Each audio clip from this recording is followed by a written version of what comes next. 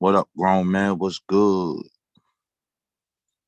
Man, I had a hell of a debate. A hell of a debate. A hell of a debate.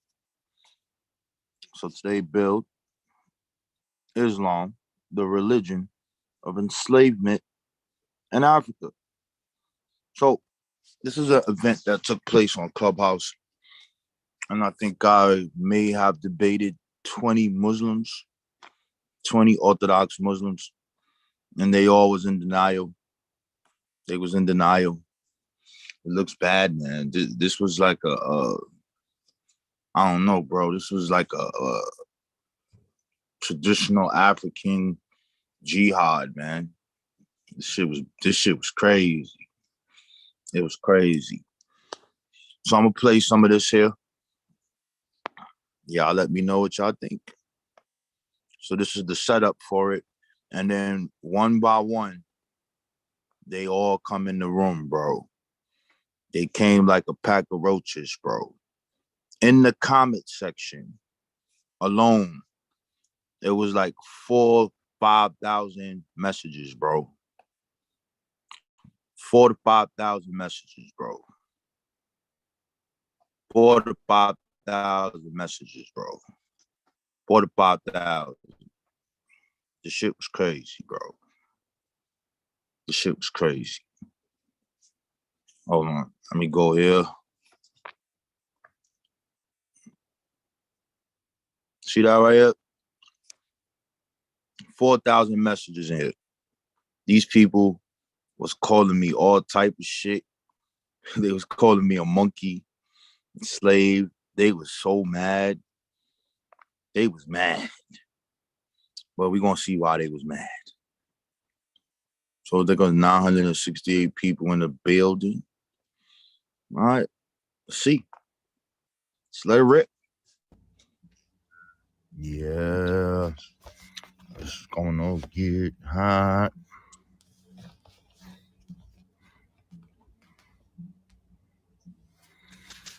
Yes, peace to the people. I was inspired to do this build today.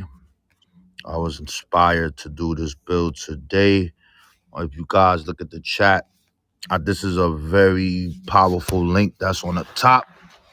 And it's powerful because it comes from the New York Public Library, and it's called the Indian Ocean Slave Trade. The Indian Ocean Slave Trade. Very important, very important, very important, very important, very important, very important. So what I'm gonna do is I'm gonna share this because I want somebody to have this. And I want somebody to have this. And then we're gonna begin in a second. So why am I picking this topic? I'm picking this topic. Is this like a threat to black people in America? How you doing?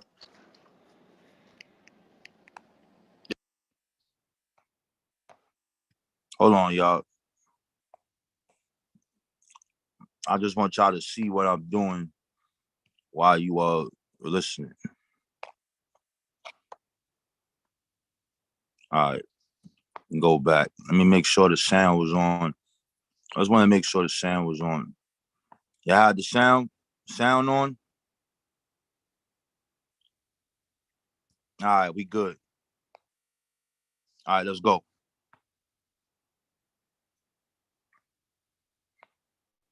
Let's go.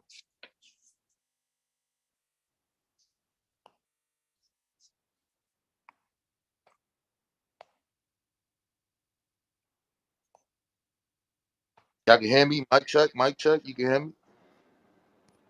We lit? Oh, I think we all right. So the purpose of this is to just talk about it. But I want to start with this link, and then I'm gonna open up this thing and pass some books on so you guys could be able to download it for yourself. And let me finish telling this guy here, send your friends. Okay. So I'm gonna start here. So let me open this up here.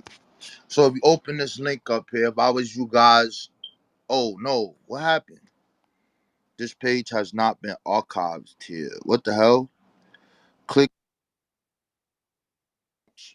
based on personal knowledge of the Black King. Thing. They said that Ham was a white man and that he was cursed and he was turned black. AD. You have Wa'ib ibn Munabibi. Exhibits NYPL African Indian Ocean. Why is it doing that? All right, I'm gonna put it in the back chat. I'm gonna put it in the chat and see. You should be able to click it from there to see it. I don't know why it's doing that. Oh yeah, this is about the East African slave trade, West African slave trade, and yeah, this is about all of that. Yeah, we going in. Yeah, I gotta do this, Rama. I'm sorry. I know you don't like it. I apologize, but you know the Islamic people tried to jump me today. So I mean, I'm just speaking the history. I'm just speaking history, bro. Nothing personal, nothing crazy. I'm just telling you the truth. But I want to make sure that this link is what I'm looking at right now. So I'm gonna put this in my box and see does it show up the way it's supposed to. Yes. So you guys are gonna have to go in the chat. Oh no. Yeah, you're gonna have to go in the chat and press that link for whatever reason. I don't know why when I put it at the top is doing it. Nah, the title is not crazy. The title is the title is the truth. You know, anyone I will allow anyone to disagree with me. Anyone could come up and disagree with me if you think I'm making this up. You could disagree. I'm cool with it. I'm fine with it. All right. So let's begin. So on page one, you're gonna see that there's essays, right? And on the right, they have an image gallery, which is very important. So when you look at that image gallery, it's dope. But anyway, see on the left, it has Ethiopia, Zanzibar, Cario, Madagascar, and the Mascarenes. Right? So when we begin, it says beginning at least in the 7th century, the inhabitants of East African coast, Bantu, and Cushitic speakers groups created a cosmopolitan culture along the Swahili coast that was deeply involved in trade with the Indian Ocean world, and particularly the Persian Gulf. The name Swahili from the Arabic word Sahel, meaning shore, was later applied to the nearly 40 trading towns, mostly concentrated in Tanzania and Kenya, that developed along the coast. Persian, Arab, Indian, and Chinese merchants made their way to the towns on Zanzibar, the Pemba Islands, to Shanga, Manda, Pati, Malindi, Kenya, Mogadishu, Somalia, and Kilwa, Tanzania. Using the force of the monsoon in their search for profits, the seasonal trade winds enabled them to carry goods from East Africa to South Asia and points in between from April to September and then returned between November and February. The ship's captains and crews found ready home in the cosmopolitan Islamic world of the East African coast and were hosted by the maritime communities in the port that dotted the coastlines. So I started there because this is very important because everything is about money. Everything is about trade. And when this trade comes about, some things are found out. So what I want you guys to do, and remember to follow along, you're gonna have to go in the chat and click that link or copy and paste it because for some reason it's not working. So what I want you to do is, let me make sure I grab this and get to the next page. Come on, give it to me. It's taking long to load up. Taking long to load up. I want you to press, let's see, the Persian Gulf. We're gonna start there. So you know that Persia, Iraq. And why I speak about this centralized religion, this is very important. So the first religion of an empire that was a state-sponsored religion was not Christianity, not Islam, not anything else. It was Zoroastrianism, and that is dealing with the Avesta, and these are in the Persian Empire, and this is 262 to 617. Prior to that, you don't see a codified state-sponsored religion that is using the religion to build its empire, enforce rules, you know, and put pain in on the people to obtain said goods.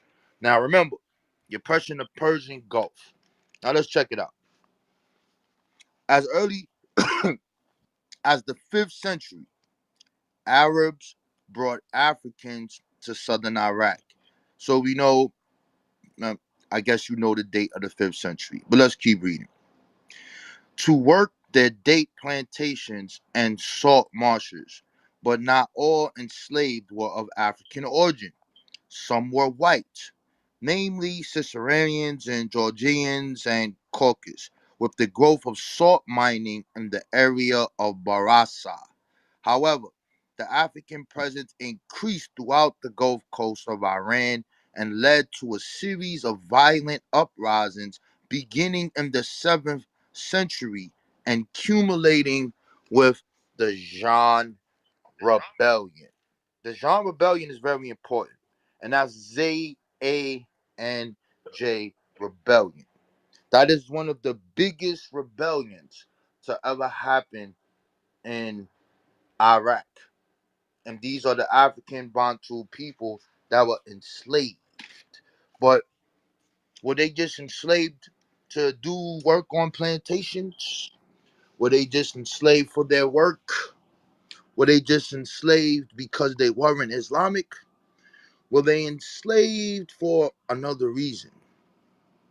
Yes, they was.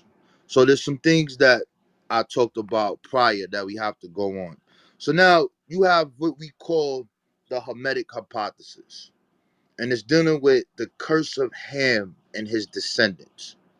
This ideology comes from the Jews, which is the rabbis who codified the laws and their understanding of how they saw the Torah. Even though inside the Torah it does not speak of the skin color of black people being cursed. However, these Jews had a different view on the other people and to explain their existence. And they said that they were black, they were cursed, they changed the story of Noah, etc. The Arabs, the Islamic people, they adopt this curse. As early as 652 AD, I read from Kaaba Arabar. Here's what he says. He says, when Noah died, Ham lay with his wife, and God opened up his vasal and that of his wife, also so that they mingled, and she conceived a black boy and girl. Ham despised them and said to his wife, they are not mine. So we're going to stop right there. You despise the person because they're black. Now, I need to make this very clear. This is not in the Quran.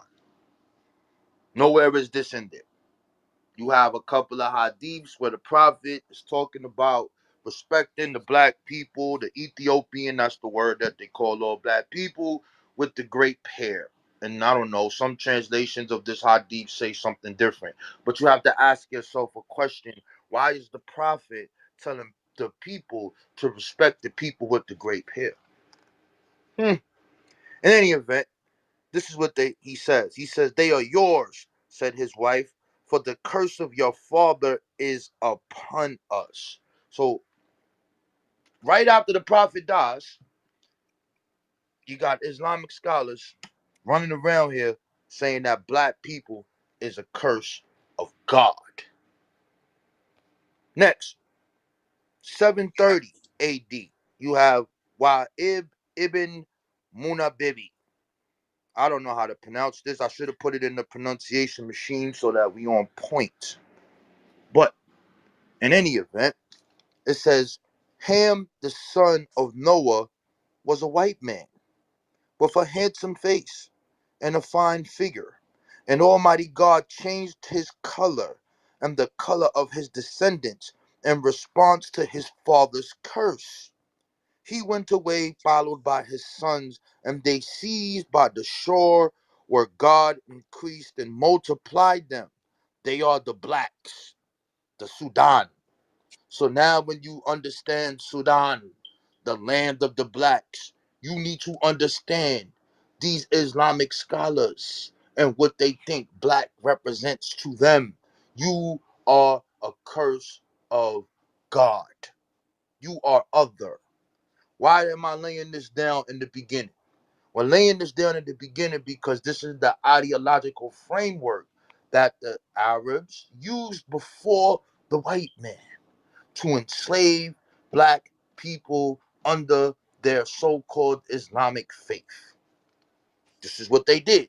So the question becomes, what is Islam? Is Islam just the Quran? No, Islam is not just the Quran. Islam consists of many things. You have imams, different scholars, writers, and hadiths. There's so many of them. And for those who don't know, there are 73 sects of Islam. And some of them will say, yes, the prophet predicted this, and there's only one which is the right way. So how do you know which one is the right way? I am a Sunnah. I follow the prophet of the Sunnah. We look at the sayings of the companions and the Sari Bakari. And then you have others who go with a different tradition.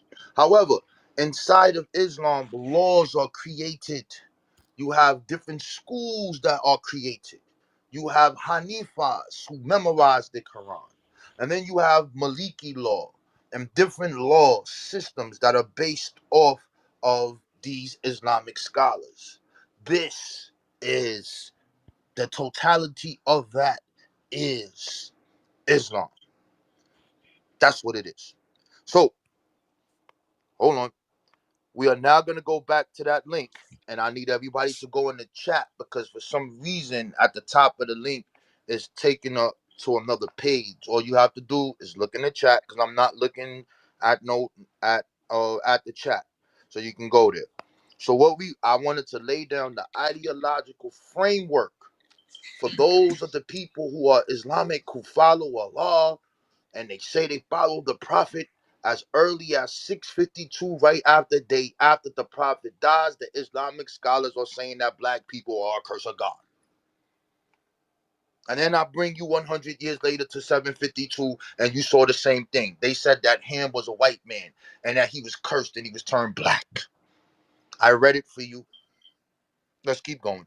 So now, let me pull up my other book, going in the archive on you before we get back to that link because I'm a wrap up. We gonna have a it's gonna get it's gonna man yeah, some people not gonna like me today. I understand. So I'm gonna be reading from the book Race and Slavery in the Middle East, and I'll put this book in the link so you guys could have it. So in order to enslave people, you must one you are creating an empire. And this empire is dealing with a state-sponsored religion, which is Islam, which means you have caliphates, right? Then you have people who say that they can trace themselves back to the prophet, the Quraysh tribe, and all these other people, the Umayyads, and all these other people, right? They make all these laws up, and they the people, they the divine ones, the chosens, and all this other shit. That's what they say. Now, in order to enslave the people, once again, you need to destroy the character and you need to develop a philosophy so that you can do what? Remember how we started out? We talked about a part of the Indian Ocean trade and what that trade consisted of and where they were going in Africa. Now they need these goddamn goods. They want to extend their empire. There was no peace in their heart. There was no following what the prophet said. They wanted to expand empire. Now, we read from the book. We're going to learn what they say about the Jan. Now, okay, this is from Al-Ajisi, the Jan, and he is an Arabic scholar. It says the Jan are in a great, this is 11:11 to 65, and we're going to go down where it gets to the time frame that it is, are in great fear, and we awe of the Arabs so much, so that when they see an Arab trader or traveler, they bow down and treat him with great respect, and say in their language, "Greeting, O people from the land of the dates, those who travel to the country to steal the children of the Jan." And remember, the Jan of the black people, with dates, lure them with dates, and lead them from place to place until they seize them, take them out of the country, and transport them to their own countries. The Jan people have great numbers but little gear. The ruler of the island of Kish in the Sea of Uman raids the Jan country with his ships and takes many captives. This is Al Adrisi. Let's keep moving. On the blacks in general, you have Masudi. He's writing in 956. He says there mentions 10 specific attributes of the black man, which are all found in him and in no other: frizzy hair, thin eyebrows, broad nostrils, thick lips, pointed teeth, smelly skin, black eyes, furrowed hands and feet, a long penis, and great merriment. Galen says that merriment dominates the black man because of his defective brain, once also the weakness of his intelligence. This is 956 AD. This is before the white man came into Africa. These are the great men of Islam. Well, Rabon, they wasn't following the message of the prophet. I agree with you.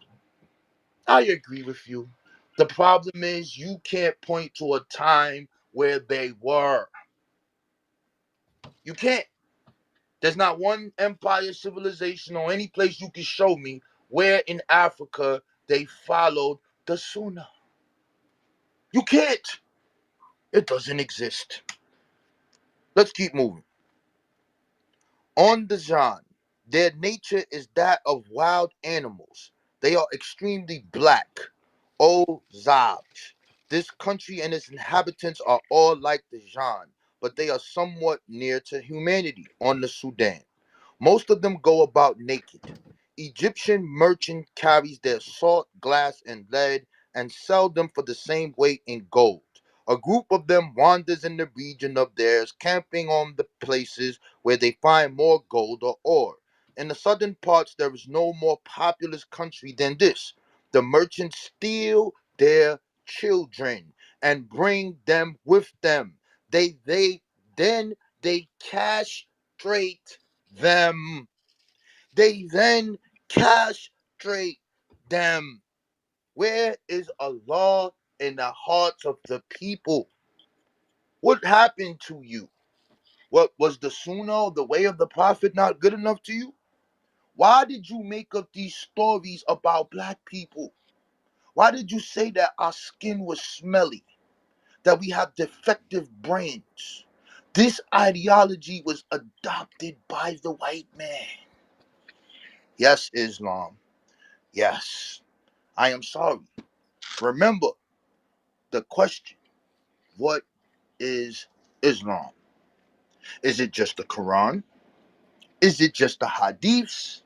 Is it the Islamic scholars who interpret the passages? And out of the 73 sects of Islam, which one is the right way? Is it the Maliki law or all of the other laws that the Islamic Judas Partisan makes up? Sorry to tell you, all of those things are a part of Islam. Now let's keep reading. Then they castrate them, import them into Egypt, and sell them. Among themselves, there are people who steal each other's children and sell them to merchants when the later arrive. The attitude to black Africans remains on the whole negative. Some Muslim authors give balanced and factual accounts based on personal knowledge of the black kingdoms. A few even write pious treaties to defend the dark peoples against their detractors. Such defense was clearly felt to be necessary because of the survival of old prejudices. Even the great geographer Idrisi, in concluding his account of the first climate geographical zone, with some general remarks on its inhabitants, repeats the old clicks about furrowed feet, stinking sweat, and ascribes lack of knowledge and defective minds to black people.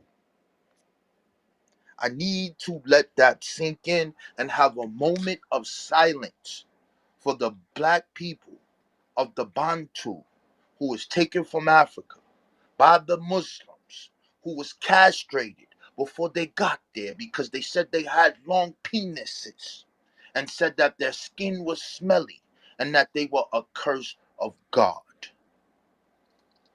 We need to let this sink out. We need a moment of silence. We got to let a moment of silence come. We got to let a moment of silence. Moment of silence for the black people.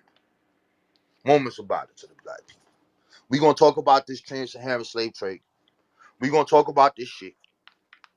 So I feel sorry for you Islamic people who talk that crazy stuff to me.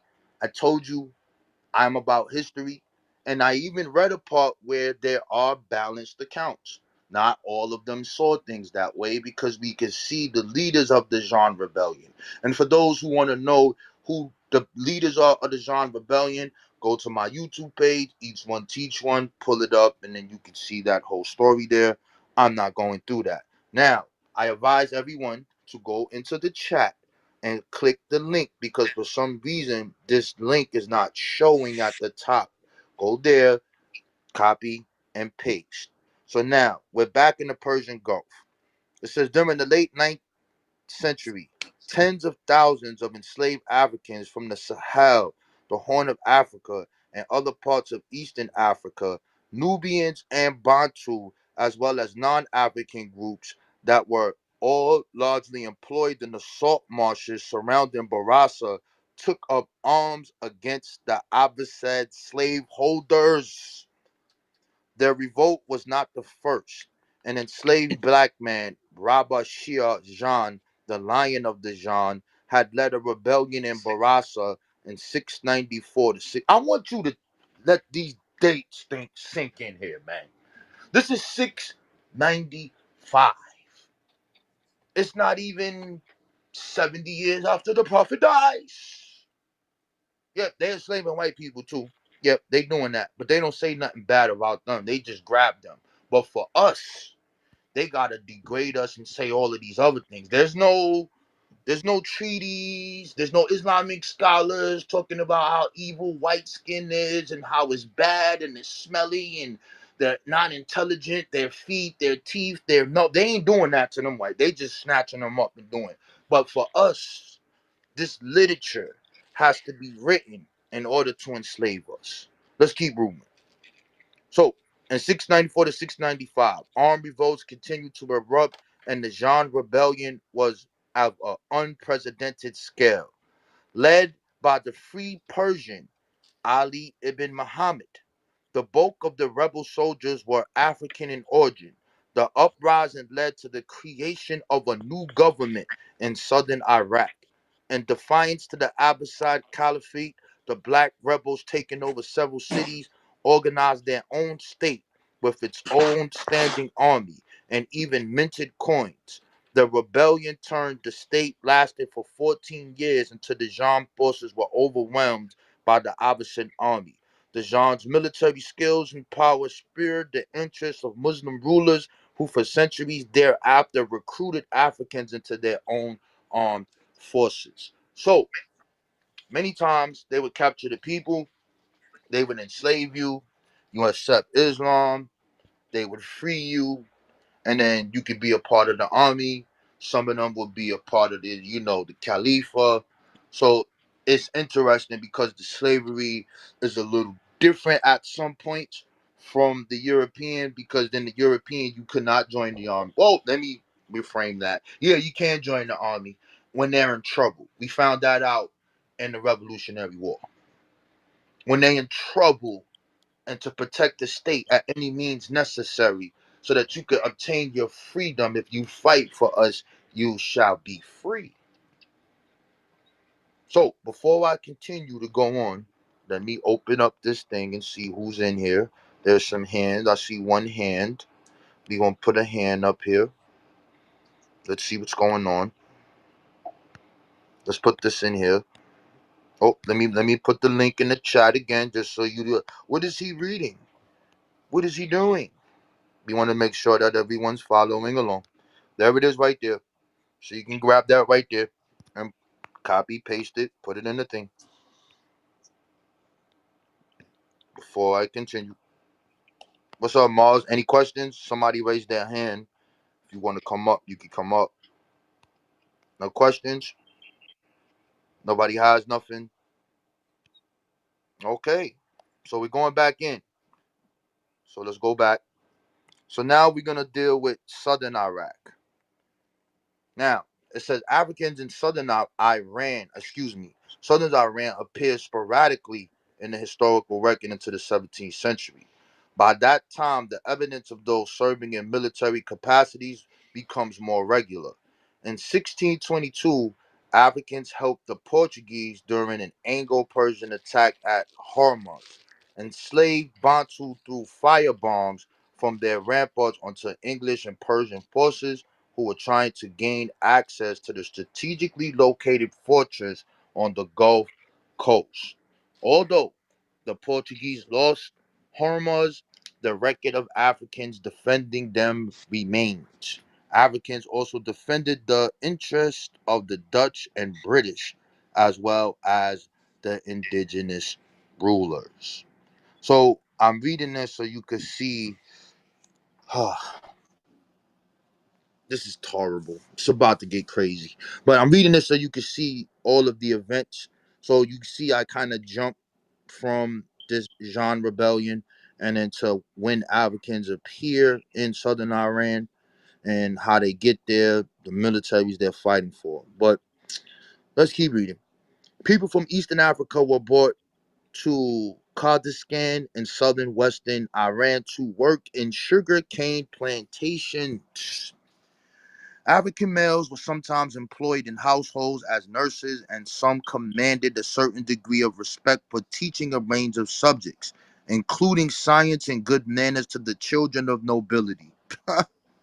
Females were employed as wet nurses and nannies. Many also served as concubines. Under Islamic law, their own children, called Khanazad, houseborn, became members of the slaveholder's family. African also served as minstrels, stone breakers, woodcutters, bodyguards, worked in royal courts. Shah Sultan Hassan, on visiting the markets of Isfahan, purportedly brought over 200 eunuchs as part of his retinue, half of whom were black. Black. You know what an eunuch is, right? I think y'all should know what that is, right? The, the guys that they cut they jump offs off. I hope you guys got that. Some Africans rose to position of authority during the late 18th century. In 1717, an African named Yaqub Sultan became the governor of Bandar Abbas, the principal port serving central and southern Iran. Countless African boys were castrated as they were sold into slavery. Only a minority survived the operation, most bleeding to death or dying from complications. Those who became gulams, soldiers, and bodyguards of princes were a select group, and some gained close access to the highest levels of Persian society. Look, I want you to understand these goddamn dates. So we talked about before the European got there, before the European came to Africa, before he made up his concept of enslaving us based off of his bullshit Bible. The Arabs did it, and they got that shit from the Babylonian Talmud, and they made these stories up so that they could continue their conquest and empire under their God right after the prophet died. So basically, they said, "Fuck the prophet." I'm gonna talk to you for real. I'm not gonna. There's no sugarcoating here. And if there's some good stuff, I'm gonna tell you. If it's an in between, we're gonna talk about it. But we're talking about the history right now, man. There's no more sugarcoating. There's no more walking on a tiptoe line. Let's be careful. No, we're dealing directly with the history of what took place. This is what we're dealing with. So now, why in the 1700s, the 1800s, 1807, the slave trade. I want to make sure you understand this. 1807, the slave trade. 1808, the slave trade end. 1821, you see this going on. You are chopping off black boys' penises. Why do you think you can do that, Islamic people? Because your scholars said that black people were a curse of God. But Rabun, that's not Islam. I understand that's not what the Quran says. But a part of Islam is all of these laws and rules and regulations that they are making up. Unless you Can I want say to. something really quickly? Oh, yes, you can. Okay. So, see, what you said is all true, right? A part of the history of all the evil things that have been done to black people, right? And, but I want you to know that's people, and people always make rules based on how they're feeling or certain politics that it pertains to that environment. But we have to understand that religion is it's a perfect thing, right? It's made, it's, if we're believing, right, that it's God's words, then it's in perfection in all that it is. And there are many things that Allah subhanahu wa ta'ala, Allah tells us that that us as human beings, he says that we're all made from sand, and all the different colors that are in the world or of different groups of people is not because that he favored one over the other. It's just so that we can get to know each other. It even says it. There's a verse that says the reason why I made you into tribes and different ethnic groups is so that you may get to know each other, because, you know, each different group is different because of their environment and because of the culture and because of their personality. It could be a million different things. So there's so much diversity in our earth, and that's not to say that Black people have not suffered under Islamic governments, Islamic communities before. They have, and it's sad, but that does not mean that we get to say that that our religion, that Islam, is enslavement. You know, it's a part of it's enslavement. It's not. There's a religion, and there's the people, and we have to make a huge distinction between those two. And you could even say the same thing about Christianity. There's a lot of people who were enslaved through Christianity or Judaism that were Black, right? And the thing is, like, Black people have suffered through a lot of things in the world. And even throughout the whole world, if you really look at it, it's like the people that have been suffering are people of darker skin tones. They may be Black, but they're usually darker skin tones. And you could see that with India or other Southern Asian cultures. But nonetheless, I don't think that we should be blaming religions, if that makes sense.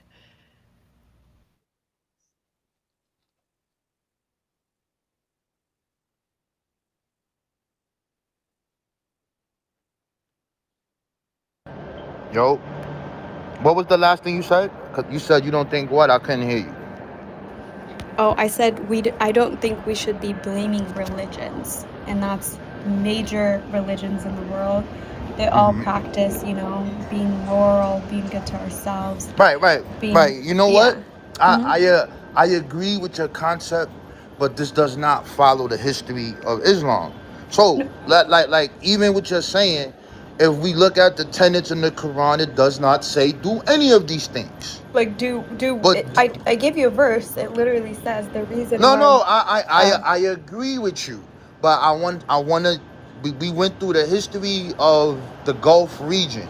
We talked about the Jan revolt, the biggest revolt in Iraq, with Africans that were taken. And it was an ideological framework that they built in based off of a myth of the curse of Ham. So I want you to explain this to me what I'm about to read. I want to know, you got Hanifas, people who memorized the Quran. Did they not get the message of the Prophet? This is what they said. It says, this is Masudi. This is 956. He said he mentions 10 specific attributes of the black man, which are all found in him and no other. Frizzy hair, thin eyebrows, broad noses, thick lips, pointed teeth, smelly skin, black eyes, furrowed hands and feet, a long penis, and great memory. He says that memory dominates the black man because of his defective brain, which also the weakness of his intelligence. Why are Islamic scholars saying this?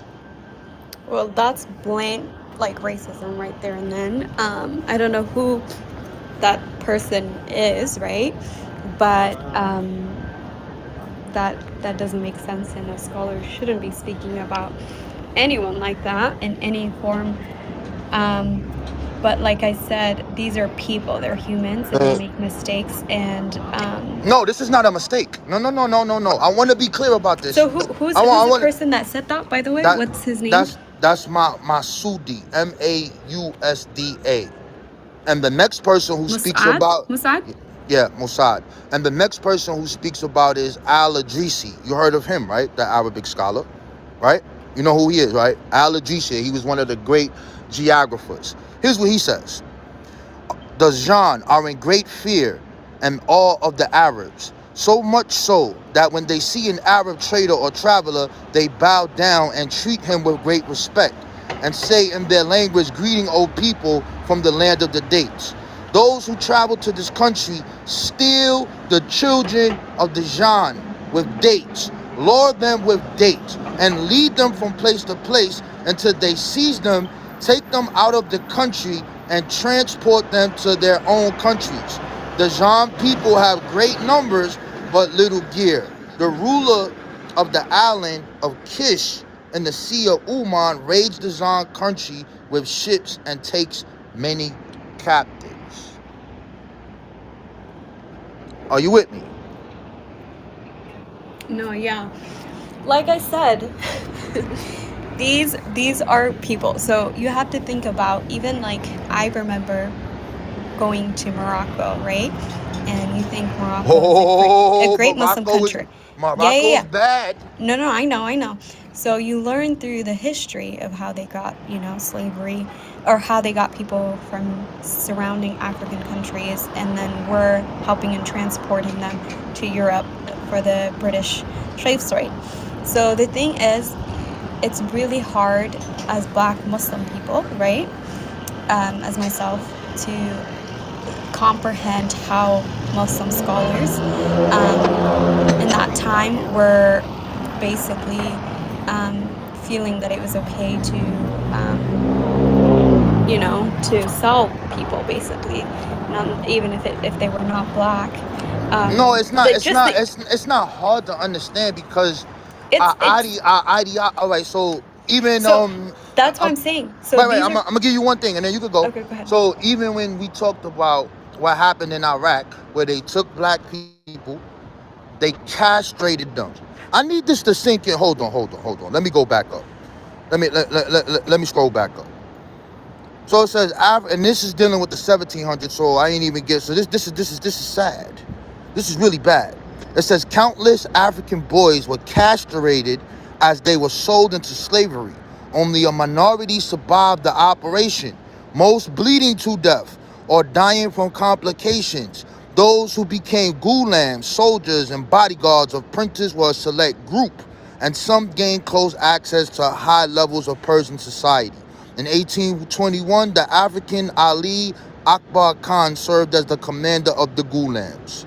So, like, when you look at an ideology from after the Prophet dies, 652 AD, they're talking about black people are a curse.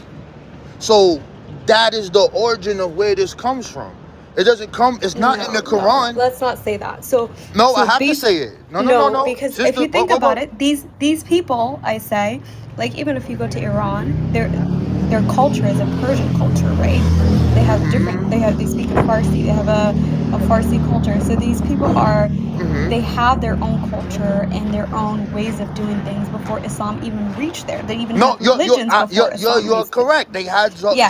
So Zoroaster. No, I agree what I with you. need you to But understand wait, is wait, wait, wait. I want okay, to go make ahead. clear. I want to make this clear.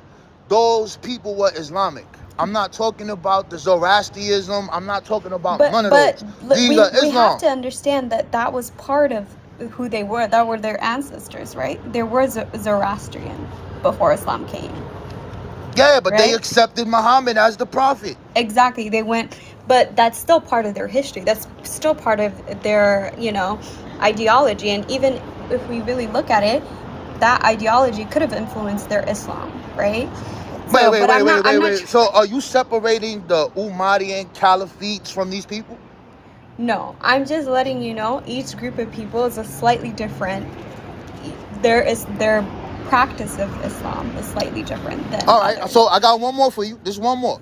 652 AD, this is Kabi al-Abbar. When Noah died, Ham lay with his wife, and God opened his God vessel and that of his wife, so that they mingled, and she conceived a black boy and girl. Ham despised them and said to his wife, "They are not mine. They are yours," said his wife, "for the curse of your father is upon us."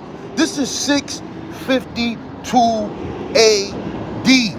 This is not even 30 years after the prophet died. Why aren't they getting the message? Can you So explain this to me? no, so I have to go back on the same idea that these people are human beings, right? And we follow, basically, we follow the religion, we follow what God says, and we follow the prophet, and we follow his books. We don't follow people who come after him and people who live off their own terms and in that way, right? So So I want you to break this down you to me. could, So for the people that's listening, uh-huh. so after him would be the hadiths. So you don't follow the Sawi, Bukhari, the 9 volumes, or none of that? Bakari? Yeah. Okay, so I'm not a scholar, but what I'm saying is what I follow is, like I said, our books, right? The prophet and what he did in his lifetime. And that's how I try to guide my life, right? And the thing is, you guys might not know, but black people have been Muslim for I mean, Islam came straight from Saudi Arabia, I think within the time of the Prophet. So it came to Ethiopia. So black people practicing Islam is not new. It No, will no, no, never no, be no, no, new. no. Okay, so this So, is when wait. We gotta go slow because the people just coming on here. Okay, so okay. the prophet gets ran out of Medina, right? He gets ran out of there. He Exactly. goes Yeah. to Ethiopia. All right, Yeah. so he's on the outside of them skirts. Fine. Directly after this happens, when they start to make their power surge, they then do what? They go to Nubia and they enslave the Africans. Who? They then Who? go into Egypt and they Omar ibn Nasr. And then they go and enslave in 641 in Egypt. But you have, They enslaved the okay. So you Africans. have to think about, are you talking about Sudan? Yeah, they go in Nubia and enslaved them. They fought them and they got beat up. Shout out So to my archers. Hold up. Shout out Magi archers, the Hammer the Magi archers. Shout out to the black man. They ran them out for as much as they could. But they no. came in there with that, they came in there with they came in there with that star and that crescent to enslave the black people, yo. So That didn't come to Nubia in peace. It didn't come to Egypt in peace. I'll give you Ethiopia. I'll give you that. But some but stuff happened in there, but go ahead. so what I'm saying is, right, even I mean, didn't I feel like the Arabian people at that time fought Persia, right? They fought Yeah. Rome. They fought. So there was a lot of wars going on Oh yeah. nonetheless, Oh right? yeah. Oh yeah. And so you can't really say, oh, like they went to Nubia and this, there were wars happening at that time, No, no, regardless no, of what no, was no, going no, on. no, no, no, no. I'm not gonna let you do that. They went Okay. over there with the purpose of enslaving. Matter It's of not. fact, let me I get the don't book. think it's enslaving. No, it was about taking Okay, over the well, all right. place. Yes, right. Okay, all And right. Why are you gonna take over the place? Why you feel in your heart that you should go to another people's land and you the people of God, and you coming to go put a 360 levy of telling people that you got to give me slaves? Who do you are for me to give you slaves? so during that time, right, people were being enslaved, regardless if you were Persian or you were Roman or whatever culture that you were coming from. That was just the way society ruled at that time, right? But that doesn't make it right at all. But that was the culture back then. And I think that even, didn't they fight the Mongols as well? Yeah, I'm just concerned with what they was doing in Africa. No, okay, yeah. So basically, what we have to look at, because there's millions of black Muslims, right, in our country and around the world, and a lot in Africa, actually, is the idea of like how it's belief, right? It's belief in God and belief in all the things that He does for us on this world, right?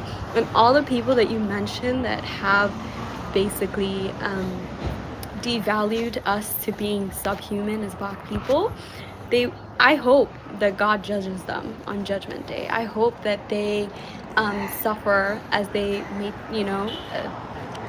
as they were people who were basically inciting injustice into our people. So I really do hope, especially as you said, those Moroccan governments during that time who were enslaving Yeah, they people, were. or They those was rape. They was raping little boys. exactly those people in Iran or Uh huh. Iraq. So all of But that I get what that is still injustice, right? I agree with you. Listen, I'm agreeing with you that if you follow the tenets of the book, it tells you to be righteous to the people. All that. I agree with you, 100%. No disagreement here. The problem is from the inception of Islam. When it enters the multiple parts of Africa, it is built off an empire and how they view the black people. Even though the Quran and the Prophet told you to respect the people with the great black hair, the Ethiopian. Why did he even have to say that? Because there was something going on. But let's read. So what I'm looking at now is Richard White in the Transatlantic Slave Trade. This is what it says. It says the first account of the Arab penetration of the Sahara to the frontiers of the Sudan confirmed slavery. Then it goes to say, during the early Arab conquest of North Africa in 666, Okaba ibn Nafia occupied Wadan, one of the gory oases where the Central Saharan road enters Fezzan, and imposed a tribute of 360 slaves on the place. He then went on to the Fezzan's capital, Germa, demanding the same levy. After taking all the Fezzanese settlements, he finally, according to the 9th century Egyptian historian Ibn Abd al-Hakim, penetrated as far south as the oasis of Kawa, 2/3 of the way to Lake Chad, and again imposed the standard tribute of 360 slaves. Now, this is 666 AD. This is only 30 years after the Prophet is dying. What the hell? This is how Islam is spreading. There is no peace and listen to the great word. There's no talking about the ascension of the Prophet on the 7 heavens. They're not talking about him jumping on the Baruka and he's going to the first heavens and he's singing Ava. None of that's going on. They over there busting, they trying to, this thing is about empire, gold, God, and glory. We can't escape this history. But you are correct when you tell me that if this is what it's about, the prophet said, yeah, they did. I'm just going to be real with you. They didn't care what the prophet said because they spread Islam by chopping off the black man's penis. They said, I need to read this again for the people who just came in the room. You need to listen to this. Let me get it back up. Let me get him back up. You got to get back in here. You got to get him back in here. We got to get them back in here. We got to get them back. We got to go back. Where's this? Where's that? Discovery of Africa. 10 specific attributes of the black man: frizzy hair, thin eyebrows, broad nose, thick lips, pointed teeth, smelly skin, black eyes, feathered hands and feet, a long penis, and great. So that's why they was cutting off our joint, because they was scared they women gonna like us. Let's keep moving. And then it says the black man because of his defective brain, which also the weakness of his intelligence. Do you understand what this did? This set the framework for the Europeans to follow the suit. So out of the trans-Saharan slave trade, which is about commerce, they did enslave Europeans, so I give you that. They enslaved like a million of them people from the Carisians and the Georgians and all of them Scandinavians. They got like a million people, but here's the problem with this. I want you to analyze this. They don't write. There's no stories about them. There's no stories like they're white and they're a curse of God. They have smelly skin. They got big feet. They got big penises. They got this, they got that. They got no, there's nothing about that. Why aren't the Islamic scholars using that to enslave those people? If they didn't do that and just said, yo, this is how we spreading empires, this is how it's going down, we taking his shit, okay, we could agree with that. May the best man win. But no, they needed to make this ideology to do it. Okay, let me say something. So when you think about it, right, if Islam, right, was a religion that was so Muslim, my ancestors wouldn't have, became Muslim within instantly, basically, or basically the millions of black people across Africa, and Man, that's literally like Muslims, almost. they conquered North Africa. What are you talking about, man? They went into North Africa and they conquered that whole place. Yeah, but Who the hell- I'm talking about in my On, experience on of top of that, bro, Eastern it's not even Africa like and even North Africa. Most of it conquer, was not about conquering. They literally wanted to become Muslim. They converted willingly. bro. they- So those North Africans are Arabs. Those are the so see, descendants of the Muslims. that's one thing you got wrong. So they're not Arabs. All of them are not Arabs. North Africa I is am a two North groups. African. Okay, so you could talk about it. Yeah, Those I'm a are North Arabs. I don't want to hear no Okay, so nonsense. We you have want the me to tell we you? have, So there's a no, group. no, I don't want to do the history. We have the genetic evidence that proves that the North Jeremiah, and the there's Arabs. literally people who speak different languages and have different cultures.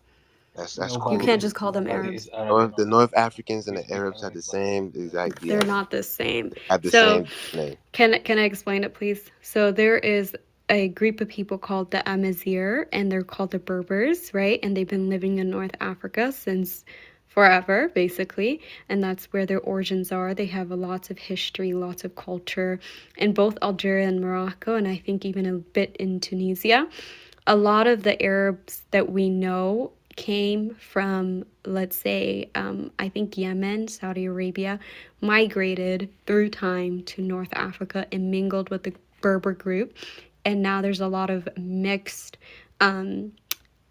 Arab Amazigh groups that live there. And that's why a lot of people tend to think that it's basically it's Arab, but it's not. And there's a huge, large Berber population, especially in the rural areas, that still live there, that still speak their language, that still have their own type of writing.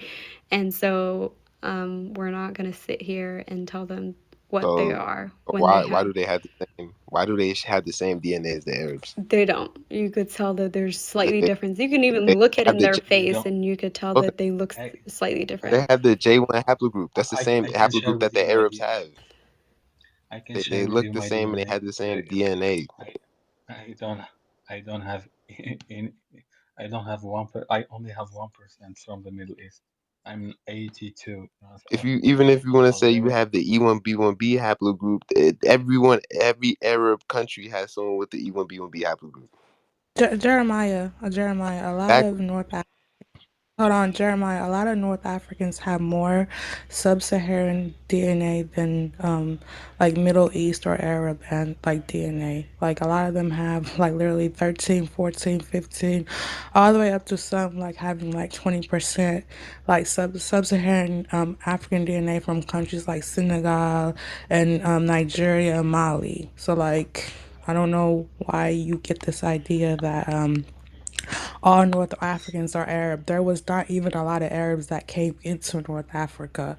Like the most Arabized country in like quote unquote like the Maghreb is like Mauritania, and that's like farther south. So you're basically saying like the whole point of this room is to discuss what early Muslims did to in Africa, and if they were following the teachings of the Prophet, peace be upon him, and his Sunnah, like the Sunnah, this would have never happened, right? Is that what you're trying to get?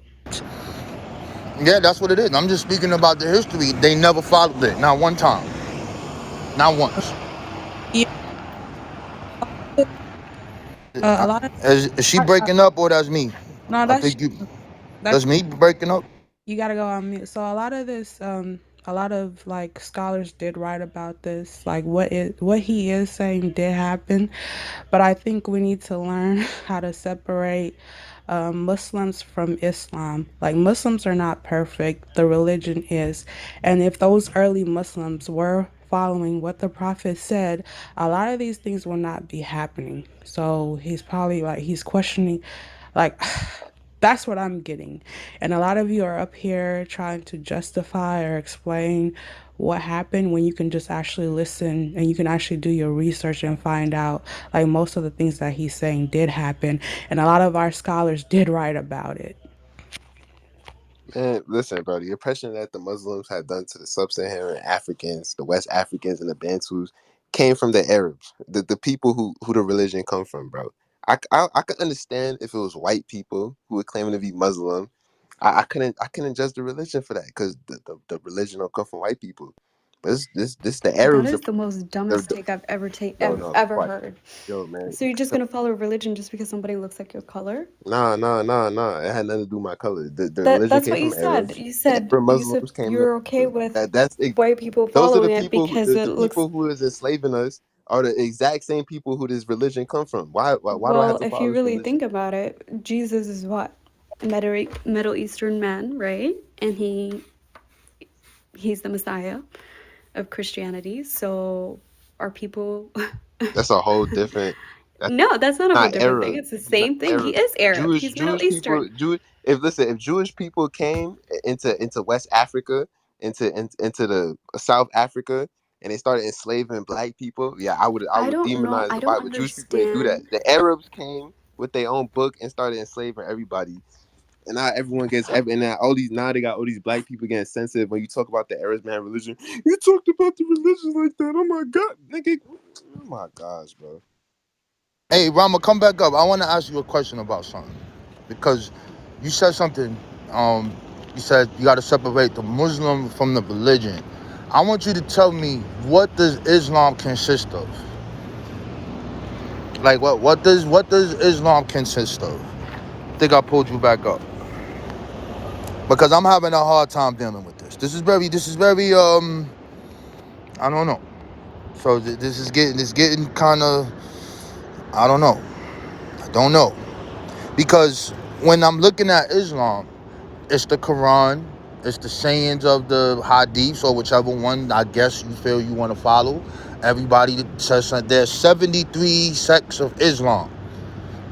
Which one is the right one? The Sunnah, the Shiites, and what about all the other ones that no one really talks about?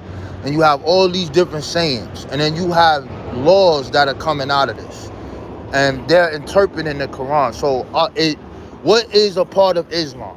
So there's not 73 sects of Islam. Well, at Yes, least there, not yes, there, yet. yes, there is. No, there's not. I'll give it to you right now. Hold up, look, we got to do Okay, you want to sources. read each and every one of them? No, I don't know how to speak the language. I'm the language, but I'll give it to you. I can't believe you don't know that, but I'm gonna give it to you right now. Hold on, give me 1 second. I'll put it up there. I actually have a book. I have 3 books on it. 73 sects. Hold on, I'll give it to you right now, and then you pronounce it because I don't know Arabic. I'm gonna give it to you right now. Hold on, I'm waiting for it to pop. I don't believe you don't know that. And even in one of the what's the name, he 73 talks sects of about them. Islam. There are 73 sects. Do you care about how many sects are in Islam?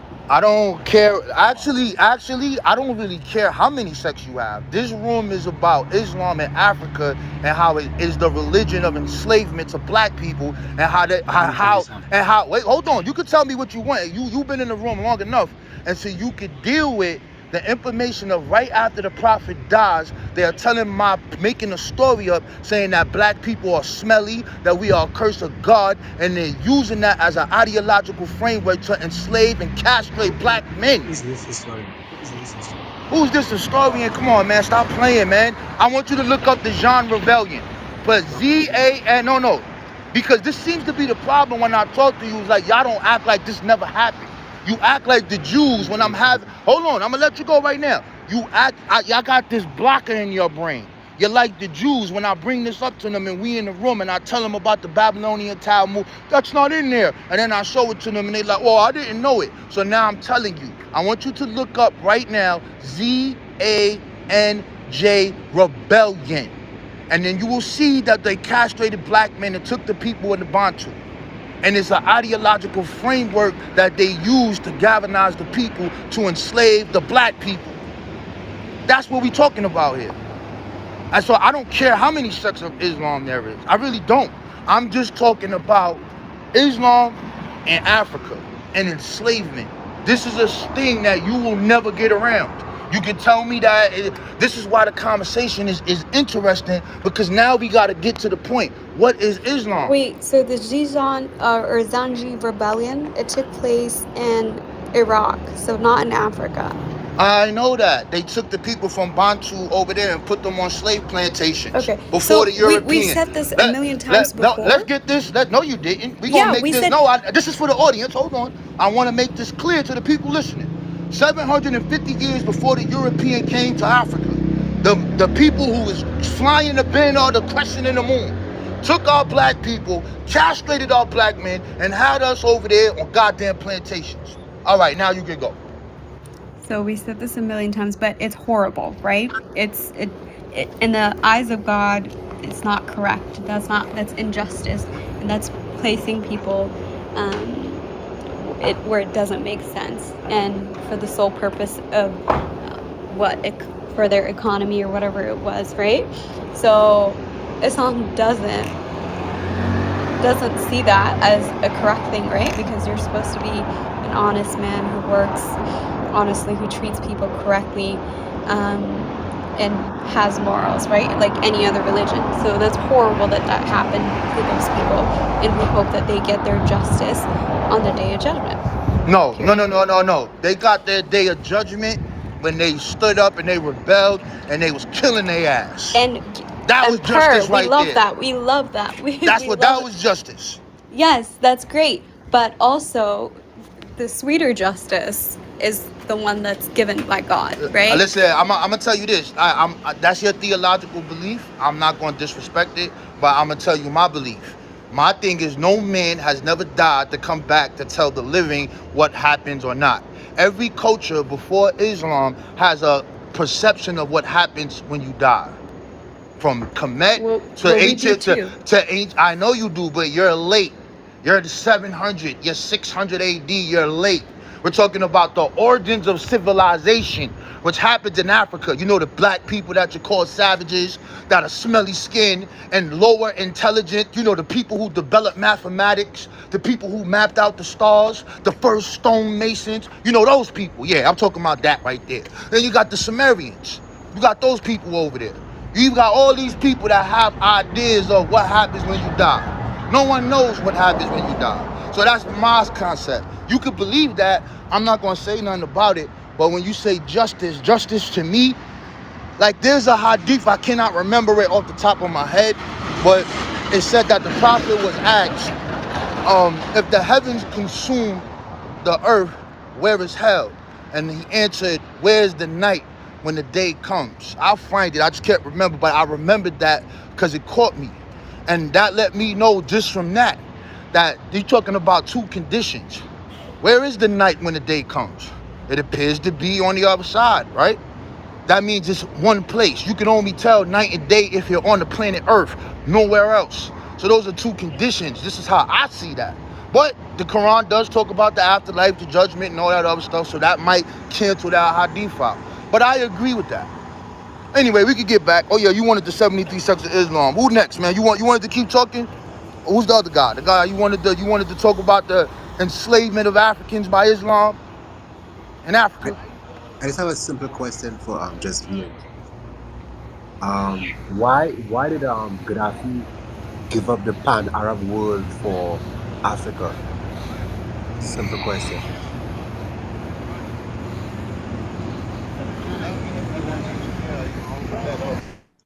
That, do you guys hear me? Yeah. What I wanted to talk about was the that like Muslims, they weren't enslaving people based on their color. They enslaved people like from Russia. I put a link on the comments, like this Sakaliba. They enslaved my people were enslaved by by Muslims. I'm Muslim now, but when you black people, Turk people, the Ottoman Empire. The Ottoman Empire was the the most great Muslim empire. Those same Turkish people were enslaved before they get to the power. Even black people get to the power. There is a black king who was called Kafur al-Ishidi in Abu al-Misk Kafur. You can check it. Abu al-Misk Kafur. You can check it on Wikipedia. He was an Ethiopian black, and he became a king later on. So, and the Arabs were slaved the Arabs themselves. So there were Arab slaves, black slaves, white slaves, North African slaves, European slaves, Eastern European. So it wasn't something based on color. It was something. It has something to I do. had to pause it. This shit about to get ugly. It's about to go crazy. I'm about to do a historical jihad on these niggas. They all coming up here trying to talk all nice with the little cute boys. Nah, man. Yo, listen, man. This shit about to get real crazy. Watch this slick shit they try to pull.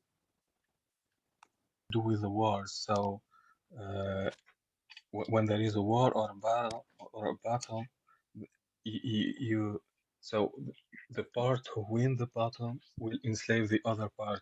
That's it. It has nothing to do with color. I don't know why you are making a big a big thing out of it. Even Oh, yeah, even the Arabs enslaved them like the other Arabs, and they enslaved uh, the Kurds and the Turkish when they got to the power.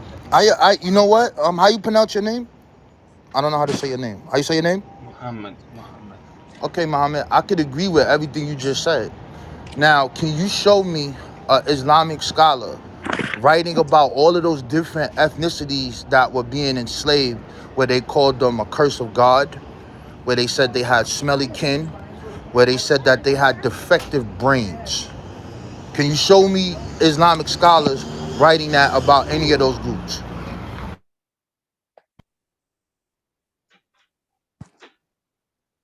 I don't know. I have no idea. But if if if there is someone who said this, like we can't blame religion for for what someone said like thousands of years ago. But that's what he thinks, not what. Because if you check the Sunnah, which Hadith, or check the Quran, there is nothing like this. And also, it happened when the Prophet was alive. There was a discussion between two companions of the Prophet. What One of them was Arab, one of them was black. Bilal is very famous. Bilal the Abyssinian. So they had an argument, and Bilal told the other one like, "You are Yo, wrong." every every Muslim that you're about to see come up here, I'm about to turn up and spank all their ass. And they all start with this Bilal shit. They like Bilal. They think that that shit gonna save them from this ass whoop. It can't save them. Listen, man. I swear to y'all, bro. I killed 30 of these people, bro. 30 for Dolo. Wait. It's about to happen. It's about to go down. So the other one told him, Even you say that I'm wrong, like you son of the black woman." So Bilal got angry and went to the Prophet and told him what happened. So the Prophet got angry and called the other one, and he told him that you are like إنك امرئ فيك جاهلية, like you are someone who still belongs to the age of ignorance. So and then that guy was crying and kissed Bilal's feet and was like, "I'm sorry" and stuff. So yeah, so Islam has nothing to do with this. Like, but you are talking about a scholar. Yeah, you could have said like an Islamic scholar.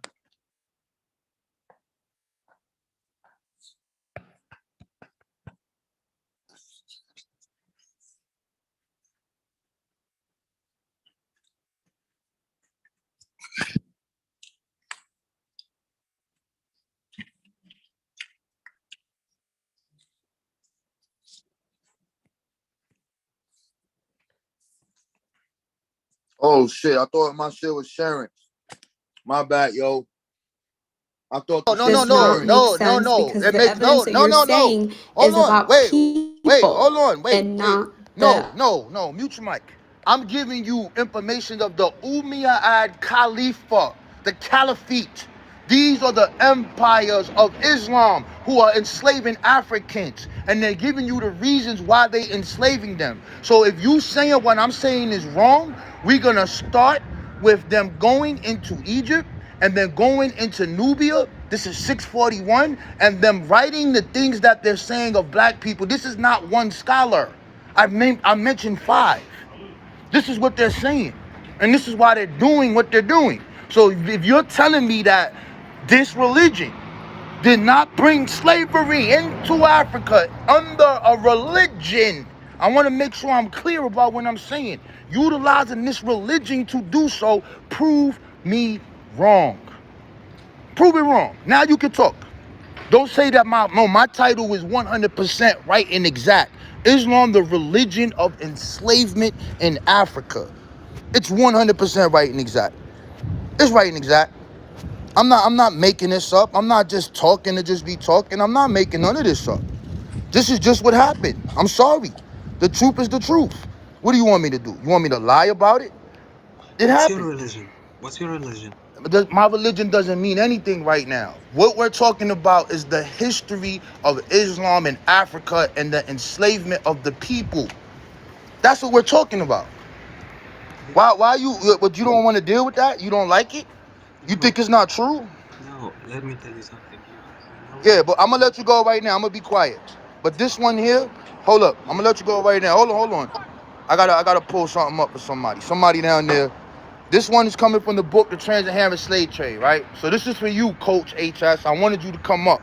So I'm gonna read something. You said that Islam is a religion of peace in Africa, and the Africans were bringing peace with Islam.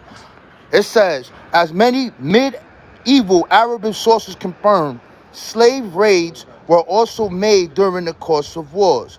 Many of them infect long distance and larger raids into the lands of weaker and more vulnerable people called jihads. The 12th century geographer al-Zahiri tells how Muslims of ancient Ghana mounted annual but not only successful raids into the land of the pagans, whose ebony wood clubs was no match for the iron weapons of the Ghanaians. Here are a set of what were for centuries some of the common slaving practices of inner Africa. So where they getting these weapons from?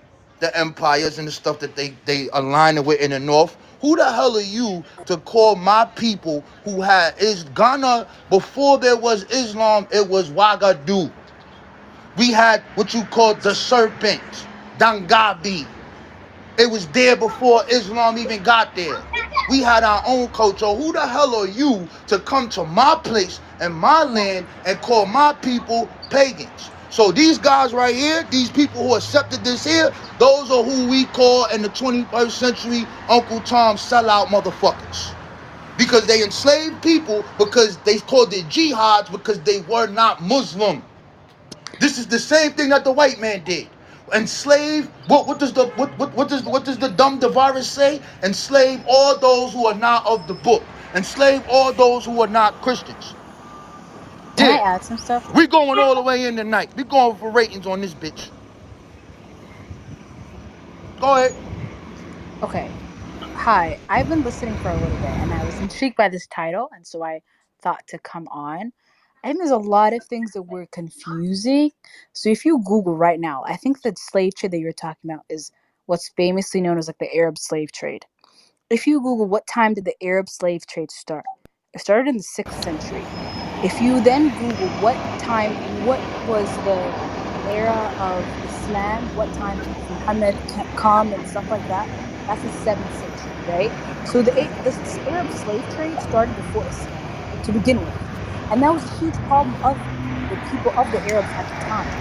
It's one of the reasons, one of the biggest, like if you were to do a little research on like one of the last sermons of the prophet, he talked about what? Racism, slavery, things of that sort. It was something that Islam was trying to focus on and destroy. Now, if we're looking at like how you were talking about the Khalifas, the Khalifites, the Islamic empires, and how that affected slaves and stuff like that, that's just like Islam isn't the only religion Sorry, we can't when it. hear you properly. Oh, can you hear me now? You got a background noise. Can That's you hear me. me? That's Oh, can you guys hear me now? Okay. Much clearer. I'm not sure what part. Okay. I think that means you guys can hear me. I don't know what part cut off, but um I think what you're alluding to, Raw, like the whole like Khalifites and like Islamic empires coming and enslaving people. I think some people mentioned it a little bit, and I think if you look at history in general, Islam isn't the only religion, isn't the only, weren't the only I empires that wanna, have I ever wanna, I wanna, enslaved. I wanna respect what you're saying, but we owe me talking about Islam. We not doing I the understand. deflection thing. Right, I know. I'm No, coming no, back to no, Islam. Sarah. I want you to stay on point. So I before will. you, I don't know how long you was in here, but there's a link that I put in the chat that's talking about the Indian Ocean slave trade, and it I starts understand. out. Hold on, no. It starts out, and I read it, so context is there. The 5th century, right, and then it talks about the Jan people. Who are the Jan people? Were the Islamic people coming to East Africa to enslave those people? Yes. What did the Islamic Okay. scholars, hold on, what did the Islamic scholars say about these people? I'm going to read Masudi again. 956 AD mentions 10 specific attributes of the black man, which are all found in him and no other: frizzy hair, thin eyebrows, broad nostrils, thick lips, pointed teeth, smelly kin, black eyes, furrowed hands and feet, a long penis, great melanin, and says that the melanin dominates the black man because of his defective brain. This is 956 AD. What's the date of the Jean Rebellion? So we not gonna play this and try to, oh well, the Arabs was doing it and over here. Yeah, they was over there. But now they have a centralized religion, which is Islam. And the way that they didn't just enslave black people, like you said. They enslaved white people, they say Georgians, Sardinians, but there is no Islamic scholar writing about the skin or the race of these people and telling them that they are a curse of God. I It understand. is this ideological framework that is responsible for the trans-Saharan slave trade. And that is the same thing that is passed off to the European that is responsible for the ideological framework of the transatlantic slave trade. There is Okay. no getting around this. Okay. If you could let me finish a little bit about my thoughts, I think you would understand where I'm coming from when I'm speaking about this. In no way am I saying, like I said before, and I think if you look at history, the Arab slave trade was before the transatlantic slave trade. And now, if you look at Islam and when Islam came, like I said before in the beginning, the Arab slave trade started before Islam. And it was part of the what they call the Jahiliyyah phase, right? The Jahiliyyah phase in Islamic history is the phase before Islam came, and that was when the Arabs were doing wrong things, like for example enslaving black people or enslaving people in general, treating their slaves terribly, stuff like that. Now, if you look at the Sirah, and if you look at the stories of Prophet Muhammad, and if you look at what happened in Islam, one of Islam's goals was to destroy this feeling of slavery, right? And if you look at, like, I think what Muhammad was talking about, like the story of Bilal and stuff like that. I'm not gonna get into that because I don't think that's really like, nobody really cares about like the detailed stories. But what we're talking about right now, when we're looking at how you were describing like the Khalifites and what you the little script that you talked that you just read out to us, and like how they were enslaving African people, like I was trying to allude to in the beginning, it's a part of, and like, I'm not trying to take it out of Islam, but Islam is for I can't hear enslavement. you. I can't hear you. I Like, can't hear you. what Whoa, whoa, whoa, whoa. Say it again. It's not a part of what you said? I Yo, said, can okay, y'all can hear you her hear me or now? is that me in the Matrix? No, she's You cutting gotta in and come out. back. You said it's not a part of something. Hello? Oh, can you hear You me? there, Sarah? Yeah, Hi, you was in the can you hear me? Matrix. So you said it's not a part of what? That's where you cut Okay, off. sorry. uh Yeah, I think she has to leave and come back. We can Yeah, still you hear still in you. the you still in the Back to you, Matrix. Islam. only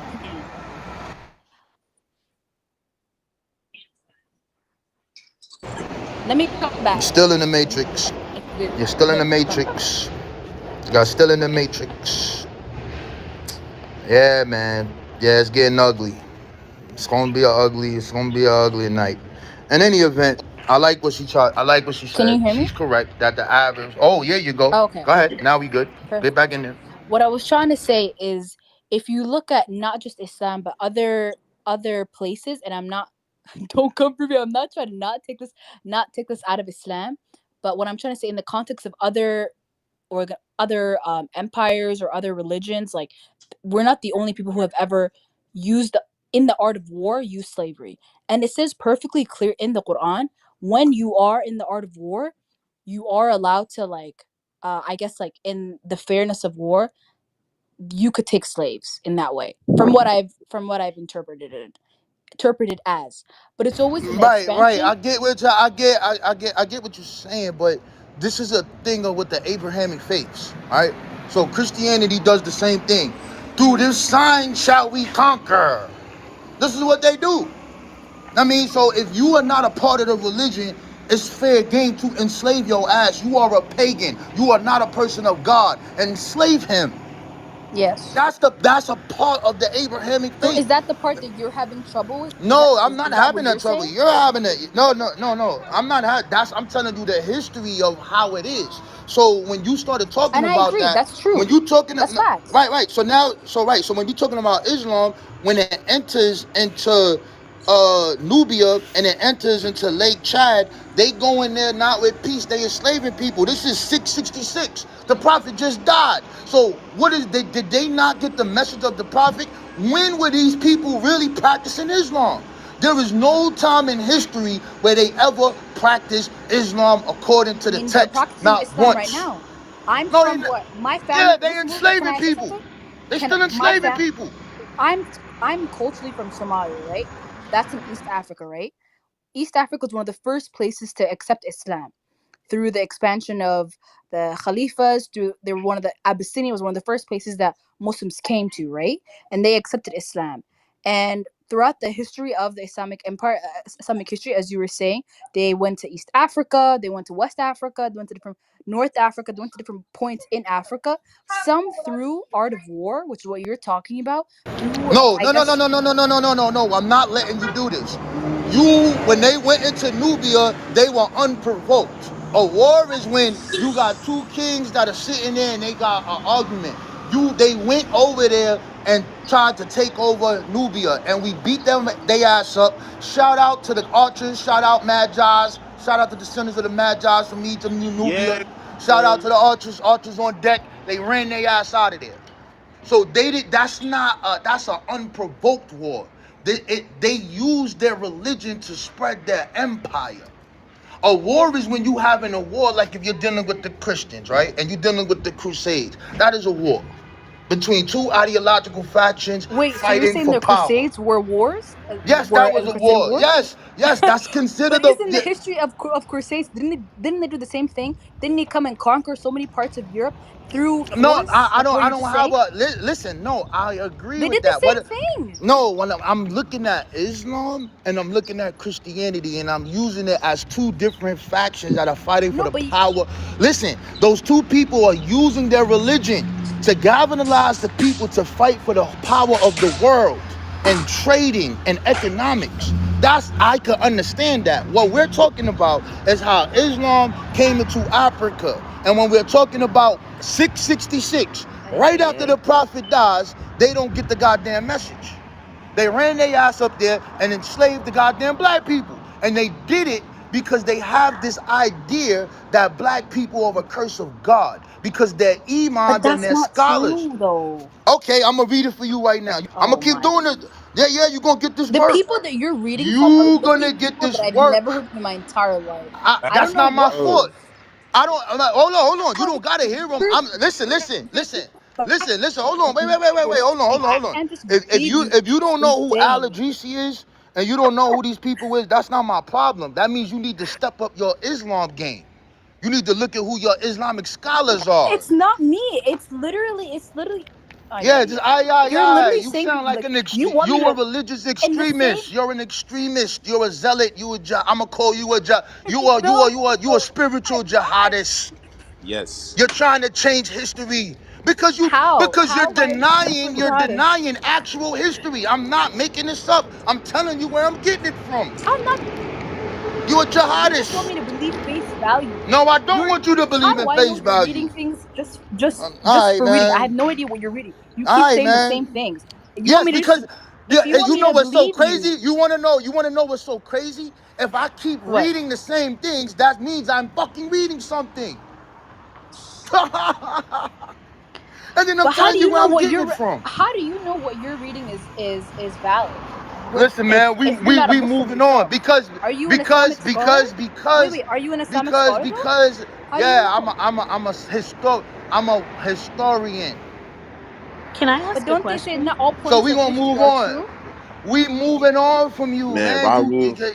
You dead. I caught you in the coffin. You a spiritualist jihadist trying to change the history of people, Okay, I'm man. a spiritual Yeah, jihadist. Ra Bet. Rule is a Actually, historian, man. she's Bet. He telling you be facts. Why stating don't that you historian. why don't you take What the fact? facts from a Muslim?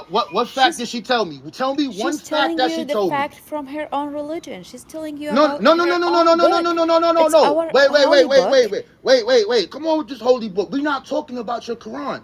I just brought up Al Idrisi. Anybody could look up. Hold on. Anybody could pick up who Al Idrisi is. I read you Al Zahori. These are geographers and known scholars in Islam. There is no way on the planet Earth if So you you are study it. pointing to No, people, not to no. What religion you want? itself. What you You want have to more? change your I title. gave you Musada. I gave you him. I gave you Ibn Wabi Adila. I gave you Nasser Mbum, whatever how you say Afia, whatever the hell you say that goddamn name. He was enslaving Africans. Fuck him. I'm banging on these people. You're not gonna sit here on this stage and these people are Islamic and they're capturing black. We gonna read this shit for the people again. We not doing this. We ain't doing this. We not I doing think this. her No, contribution no, in this no. You're gonna discussion mute your mic. and me You're and gonna the mute your others mic. here who are You're Muslims. gonna mute your mic, man. I don't. You No. listen, man. Mute your mic and then you can come on after this, cause I don't know when you came here. So hey, I'm gonna put the link in the chat again. So now this is a link from the New York Public Library. So you don't ask me what the fuck I'm reading. Don't ask me what I'm reading. Don't ask me what I'm reading. So now we go into Persian Gulf. And I'm gonna scroll down here. Be scrolling down. Where it goes to southern Iran. Right?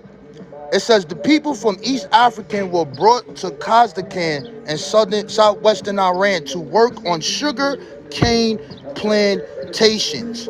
African males were sometimes employed in households as nurses, etc. It then goes to say Africans also served as minstrels, stonebreakers, woodcutters, bodyguards, and royal courts. Purportedly, they brought 200 Enoches as part of their empire. Enoches are what? That means they were fucking castrated. Let's keep reading. Countless African boys were castrated as they were sold into slavery. Only a minority survived the operation. What you talking about? And this is 1821. You, what, you don't got all the hadiths? You don't know how to read your goddamn ayats? Why are you chopping off African penises in the 1800s? I dare you come up here and try to do this jihadist rewriting of history. You're attacking my holy book. I'm about the people who religion enslaving Africans. I'm going ham. Now I can be quiet now. Now tell me that what I'm reading. Now tell me that the New York Public Library and this actual thing or what it's sourcing is fake. Let's go. Niggas with that 9-point crime.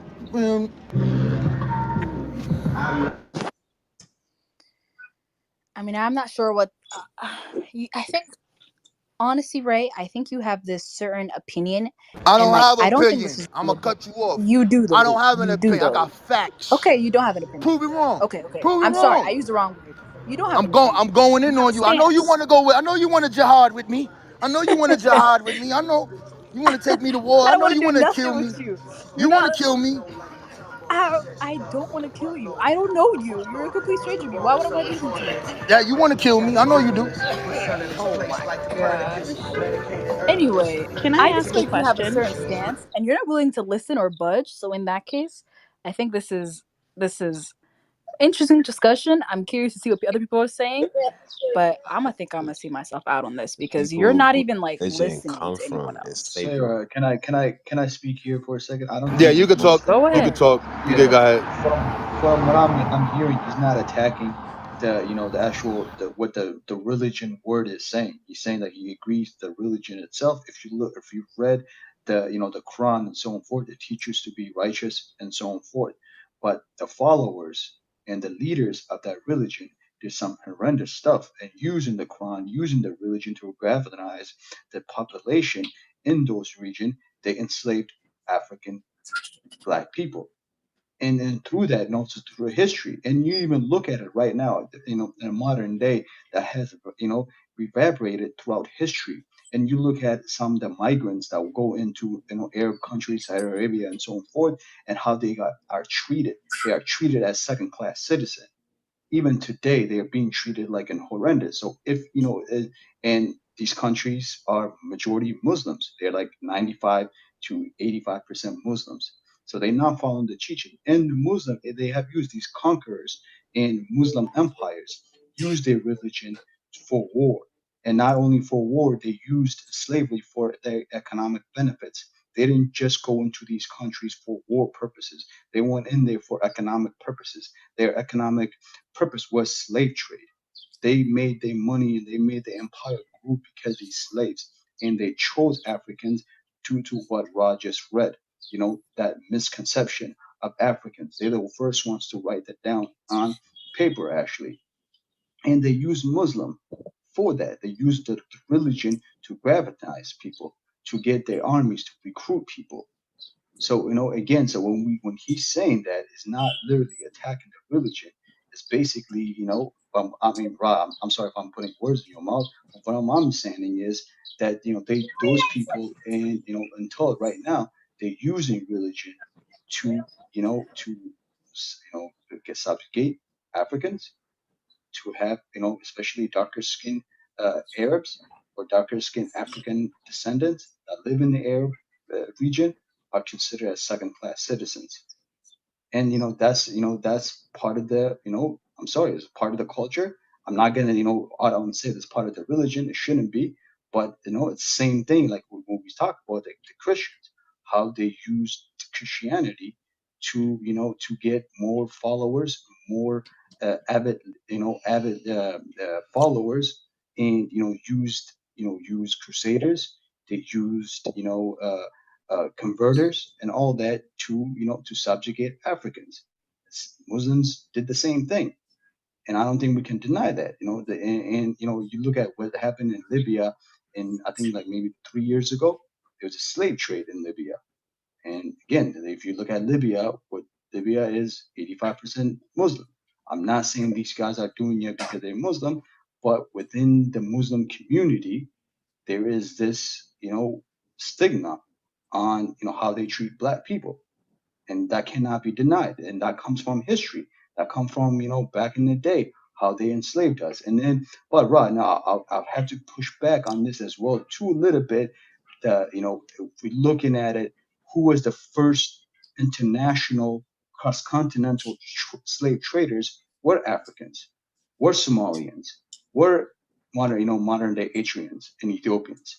They're the first one in history, because before Somalians and before Eritreans, there was only slave within your own country. So you only enslaved, peasants or lesser class people within your own country. It was Somalia and Eritreans and Ethiopians who introduced slave internationally. So yeah, black people That's kind of deep. agree for that. That's kind of deep. But I don't want. I want you to keep you cooking. I want you to keep going. No, But I'm good, did bro. they use no? I want you to finish. But I just wanted, because you dropped some Jews. Did they use their religion to do that? Okay. Did they use their traditional religion to do this international slave trade? No, Okay, they did can I say not. They something? just captured the most vulnerable, they thought, or the next tribe. They even traded their own tribes, to be honest. Like, you look at, in the Somalia case, when they were trading, they say they traded some, they captured, what they were modern day would be called Oromo tribe. They captured Oromo tribes, and then, and they captured other tribes within Somalia, and then they did international slaves. So they didn't use religion, they really didn't care. They're just, most vulnerable within their community or within their tribe. They would capture and they would trade. Okay, can I say something? Because I feel like you said a lot of stuff that somehow you're correlating a lot of things. Okay, I want to quickly start off with you were saying that there's slavery happening in the Gulf countries and the Khalij to be in particular. If you want to talk about the kafil or the kafala system, that's a conversation that legit needs to be had. Obviously, kafala is the whole purpose is to bring people from poor countries. It's cheap foreign labor to help build or work low class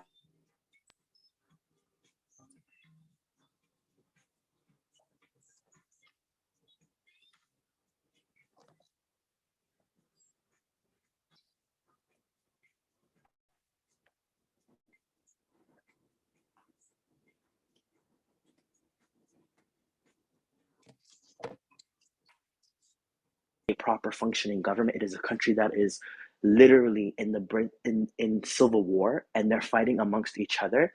In regards to the human trafficking, you do realize that when it comes to policy, how Europe plays a significant part in actually keeping these people within Libya, right?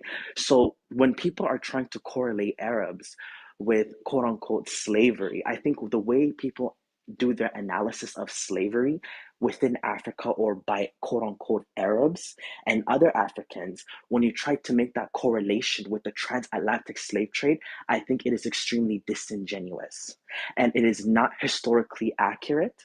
And it just comes to shows me how when we do try to have these conversations, we're not doing it in a proper historical context when we're talking about this region of the world.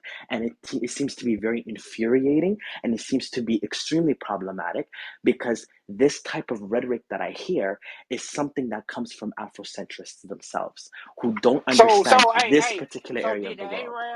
Did the Arabs enslave Africans? Yes or no? Africans, listen, Africans, Did the Arabs Like enslave you just Africans? denied that Yes the or no? history again. what history am I, what are you talking We about? didn't What Arab say we slave did trade? not we And You, not who, again, Rob, so let me, please, okay, if you don't mind. okay, my let me Like bad. answer this. let One me finish question. here, brother. Let me finish here. Okay. We didn't say, like, equate the transatlantic slave trade with with the Arab trade. We didn't say that.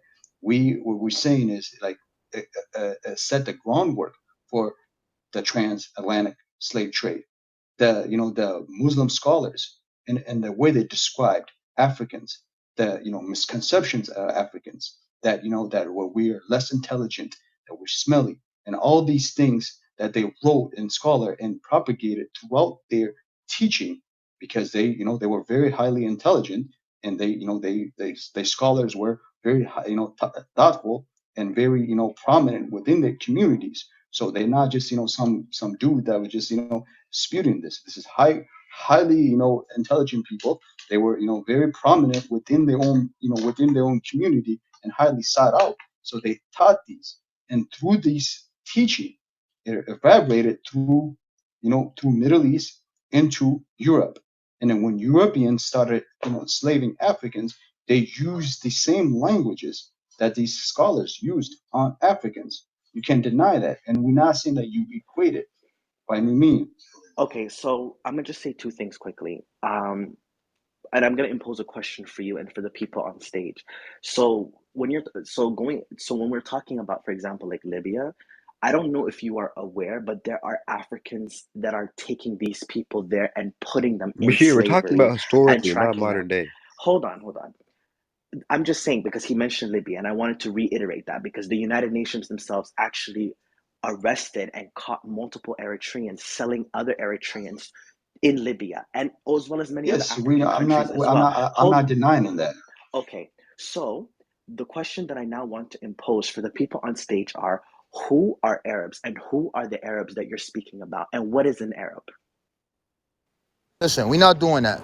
We talking We playing semantics. We ain't playing we talking semantics about right the here. religion of Islam, bro. And I'm telling you, historically, it's brought they enslaved the people in Africa. If I want to deal with the origin of the transatlantic slave trade, and I go to 1441 when Prince Henry the Navigator sent those people there, and who's the person they grabbed? He's a Berber. His name is Adahu the Moor. Is he a Muslim? This concept of what these people had of our people of being black and Muslim and all these things was a continuation of their so-called crusade war. You understand these Abrahamic faiths are responsible for this goddamn slave trade, man. So Okay, when we're talking about wait. So then you wanted to bring up modern. So then let's do that. If you want to play around, then we could talk about the Darfur and the Darfur region genocide that's still ongoing now. And what is that about? Islamic people who happen to be of an Arabic ethnicity enslaving the people because they goddamn black and kicking them out of their house. 6 million people displaced. Why? Where did you get this concept from? okay. Why? So let me. So, So so for no, Okay, go ahead. and then you can finish. And what we're actually talking about here is the historical expansion of Islam and how it's tied to enslavement. Once the Prophet died, they said, fuck what the Prophet Muhammad said. We enslaving these niggas. And I'm not saying it like that because that's how they did it. And you can't tell me nothing else. I could deal with you to say, okay, it came to Ethiopia and that part in a peaceful matter. Fine. And went to Egypt, enslavement. And went to Nubia, enslavement. And went to Lake Chad, enslavement. And all of those people who accepted Islam in West Africa, they did it so that they could have access to the trade. And once they did that and become indoctrinated, they then start to enslave all the other people because they have a reason now. And the reason is that you don't follow Allah. Jihad on all these niggas. We got the Ottoman Empire backing us. We enslaving these niggas. That's what your Okay, religion did to Africa, bro. okay. So I have a Now, question. prove that shit wrong. Okay, so you mentioned Darfur. I don't know if you know, but Darfurians are actually Muslim, We right? know that. Um, okay, so when you said that the Arabs were coming in and killing them, again, the question I imposed Yo, were who bro, are the Arabs? Because Sudanese Arabs are black. So what I'm not, asking you, no, we not doing that, bro. We talking about Islam. I'm not going down your ethnicity play game, bro. Those people who are Islamic, the black Africans, if they are black Muslims, they still kicking them out their house over there. They don't give a fuck. You're not, you're African. It ain't even to the point where you Muslim. No, you are black African. We are Arabs and we're Muslims. Fuck y'all over here. That's how they doing it over there. And it's still going on right now. So I want you to address the Exactly. historical narrative that we're talking about. Can you tell me that I am incorrect on my assessment on how Islam went into Nubia, Lake Chad, and for those who accepted it, developed the ideology that we can enslave people for empire under Islam because they are not Muslim? Prove that wrong to me and then I'll close the room. If you can prove that that's wrong right now, I'll shut this shit down and I'll say, yo, you know what, you're right and you're the man.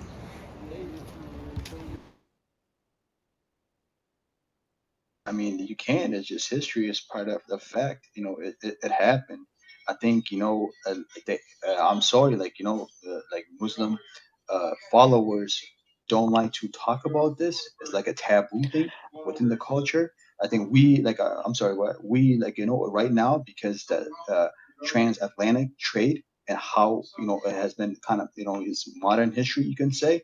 The focus is on that, and the Christian, the European Christians who enslaved Africans, but the same kind of damage was done to to Africans via the Muslim expansion as well too. Like Muslim came to majority of African countries through conquest and through killing and through subjugations and through enslavement.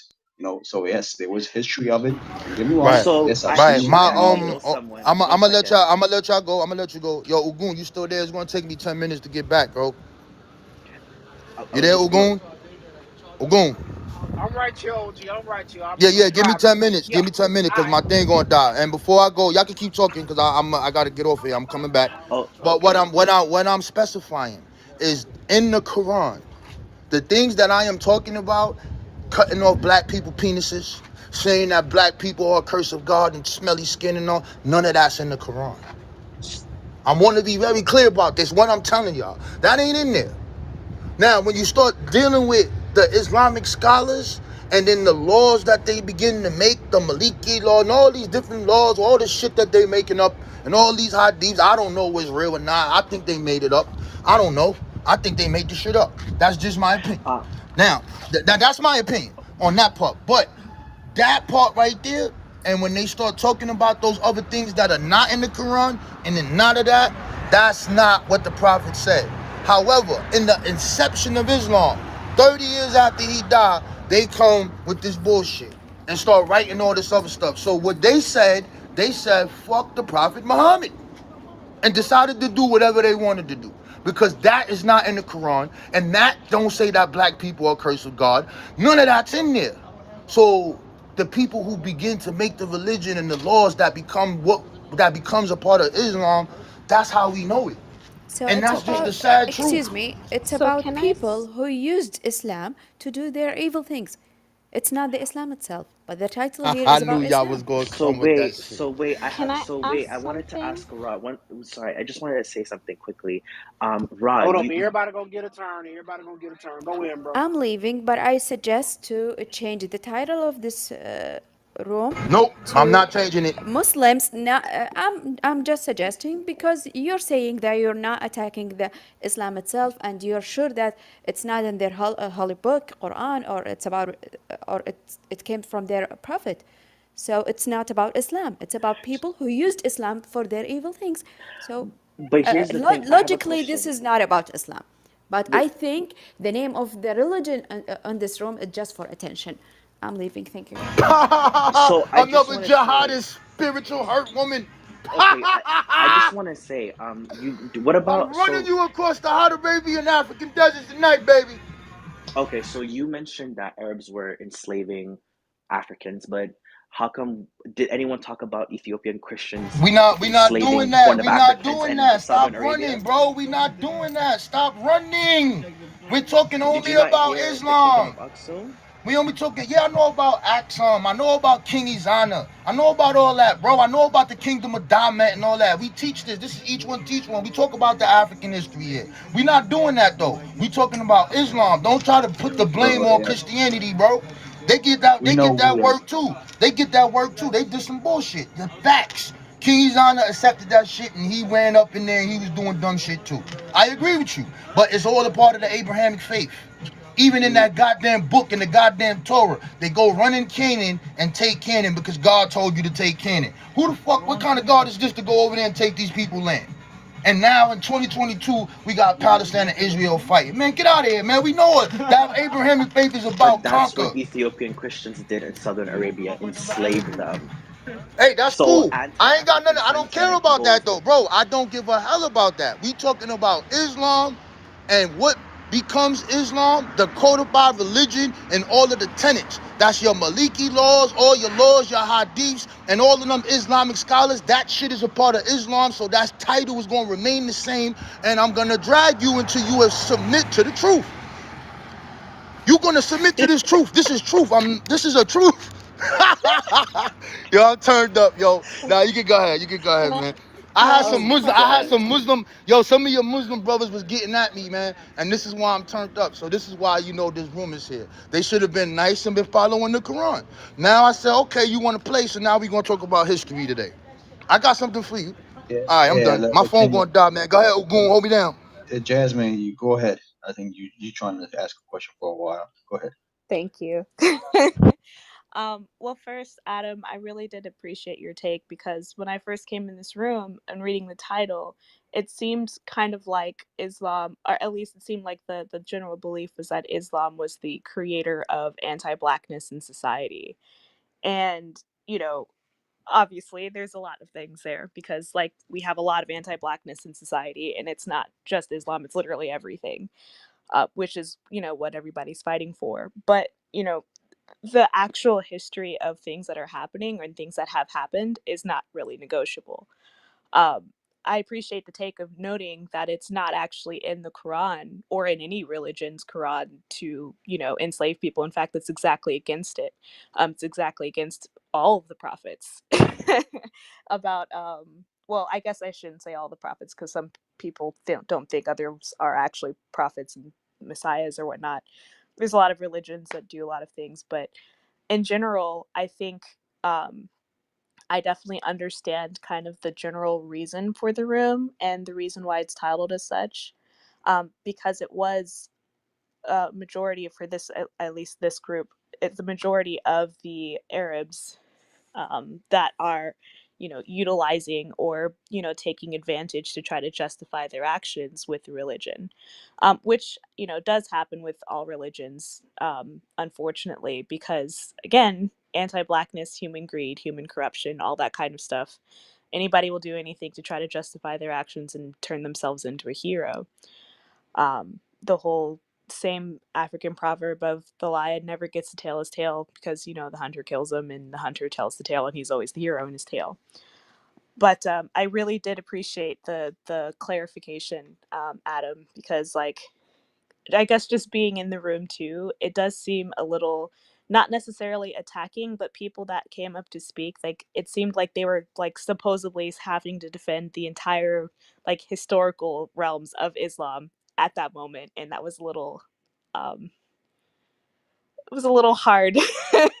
Like I feel like it would be hard to have any kind of discourse when you feel like you now are totally solely responsible for explaining what happened like centuries ago.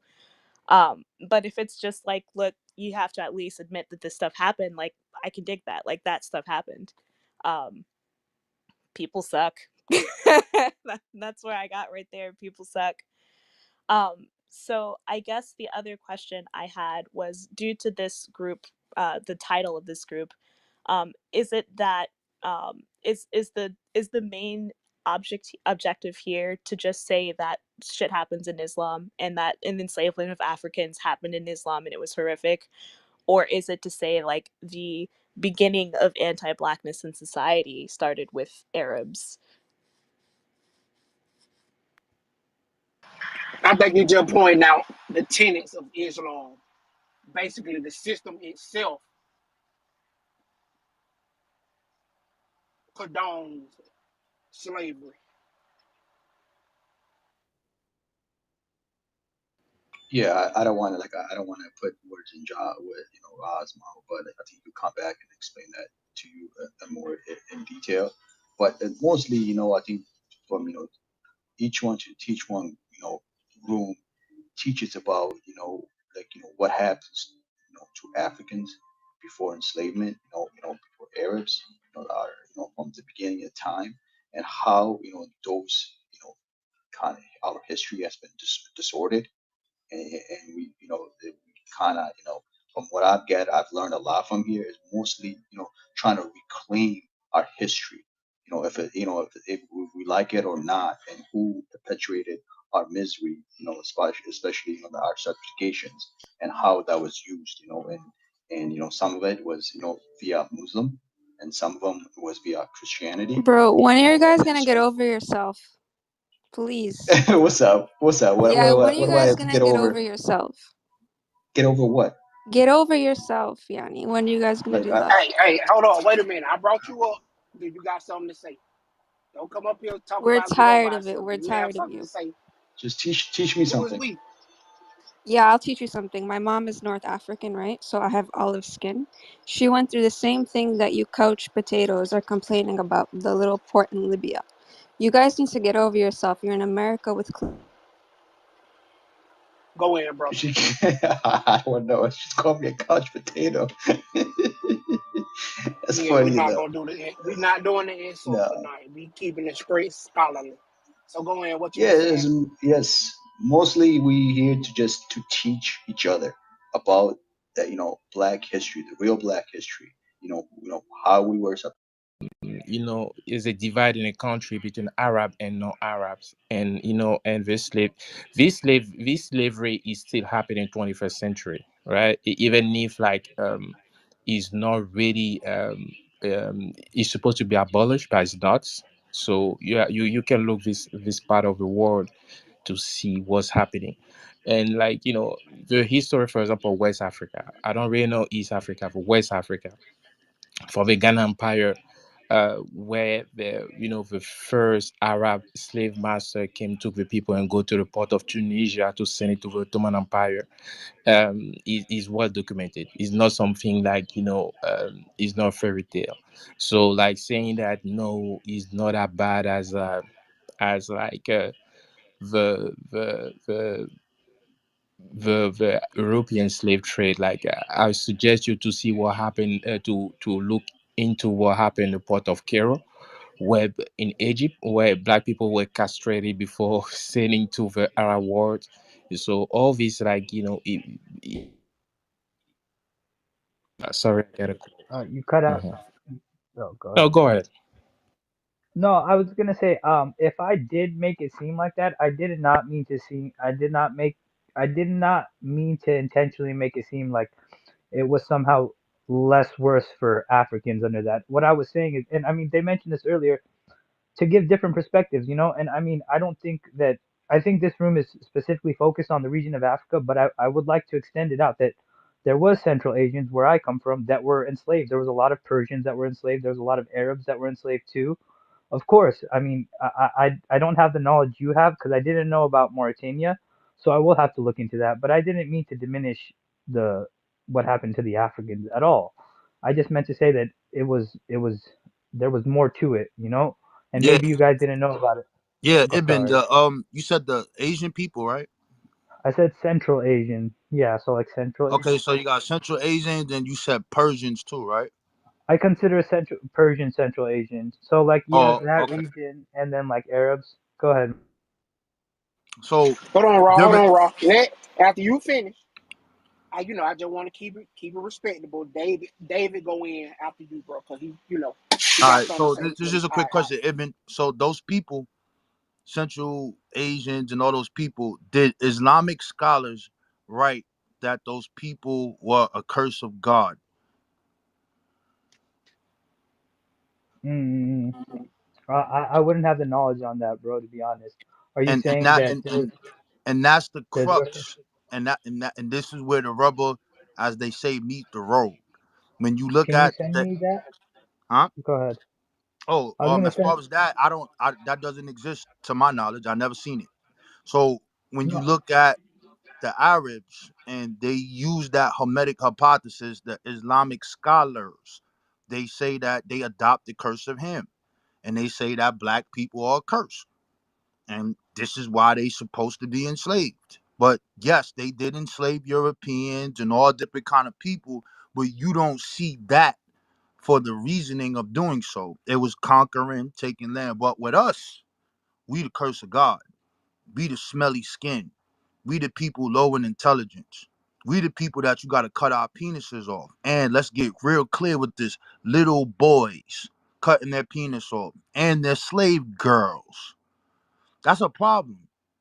So this is the difference. Like Black Africa has had a problem with everybody. And I look at it, there's another way I'm gonna turn the room into where everybody go. I like to tell two sides of the story, but right now we on this side. And it appears that everyone that I heard that came up here They try to brush it to the side. They want to talk about, well, Christians did it and not. Nah, nah, nah, nah, nah. We talking about accept it. It happened, and it happened right at the beginning of Islam. I could see if it happened 1,000 years later. No, this happened 30 years. Right after that, they codified this and started to run in Nubia, ran up in Egypt for what? You ran in Lake Chad. Why are you doing this? The prophet just died. The message is fresh. It's not diluted or any of that.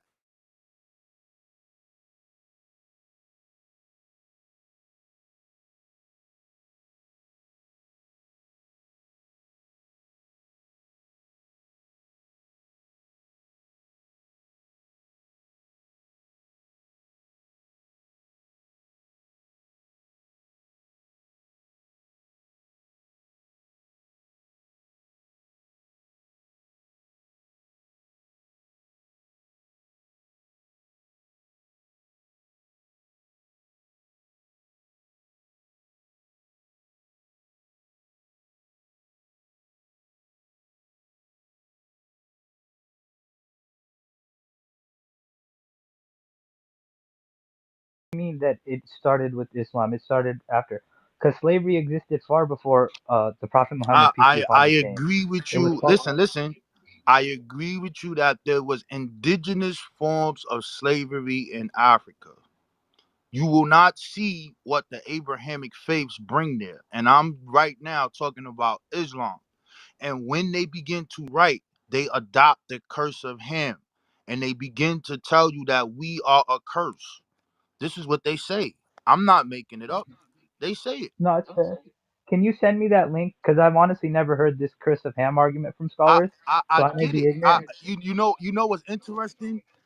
Every time I have this conversation, or I have this conversation with Jews, and I talk about the origin of it, because it's not with Islam, it's with the Babylonian Talmud, or AKA the Persian Talmud, and where they changed the curse of Noah. It doesn't say black people are cursed. It doesn't even say him. It's actually Canaan and the descent. They change it around, and the Arabs adopted it. I mean, like, what else can Yeah, we? that's fair. What Can you could we send me do a with it? link? Can you send me a link of an I don't Islamic have scholar I don't saying have that? I don't have a link for that, brother. Hey, I the When have you little the get I the young have chance, brother. bro, I Hey, it's have hey. okay. the So, books for it. I have the books. I don't have the link for it. Actually, you know what I'm gonna do? Watch this. This is what I'm gonna do. Let me see. All right, I'm gonna grab Rapport. a book.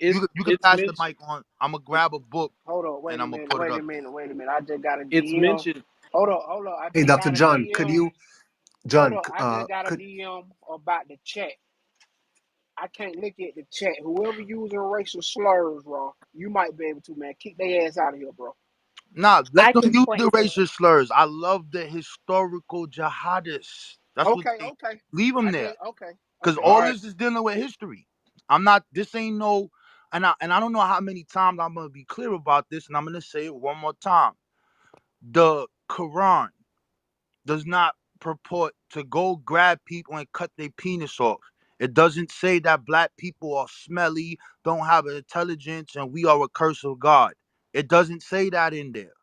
The problem is the followers of said religion who codify it, who become the caliphites, and all these other individuals, when they spread in Islam in this beginning, they are enslaving them. And whoever isn't down with Islam, you get in the work. You are a pagan. Whatever you was doing prior is savage. This is the truth. This is the real God. Whatever you was doing is garbage. It's nothing. We don't care about your ancestral anything. This is the God. And that's what happened. I mean, you have certain instances when people keep bringing up the Ethiopia part, fine. But then what happens with the Oromo and then all of these other things? You have some things that take place, but it doesn't go there with the sword. But right after that, it goes 641, Egypt, 666, Nubia. This is the beginning of Islam. And then those who accept this said religion, it is for power, it is for trade, and some of them were Africans, and they was like, well, the religion of Islam allows me to do this. We're going to enslave you. You're not Muslim, you're a pagan. Take your shit. I'm sorry. That's how it happened. I mean, like, what else do we? What else? What else can we say about this situation? Well, I mean, I think it's a little disingenuous because I would ask you, can you name me a society at that time that didn't practice some form of slavery? I think it was part of the conditions of the world at that time. Not No, excusing no, it, no, not no. saying Okay, anything. okay, Go okay, ahead. okay, Yeah, nobody's okay. denying So that though.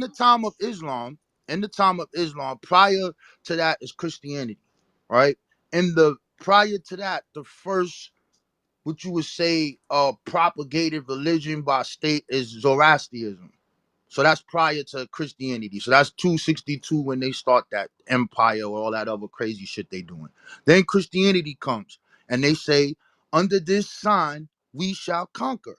Constantine. This is when that happens. Then you have Islam that comes on the scene and this happens. So what you're asking is to show this specific form of slavery to enslave people who do not believe like how we believe.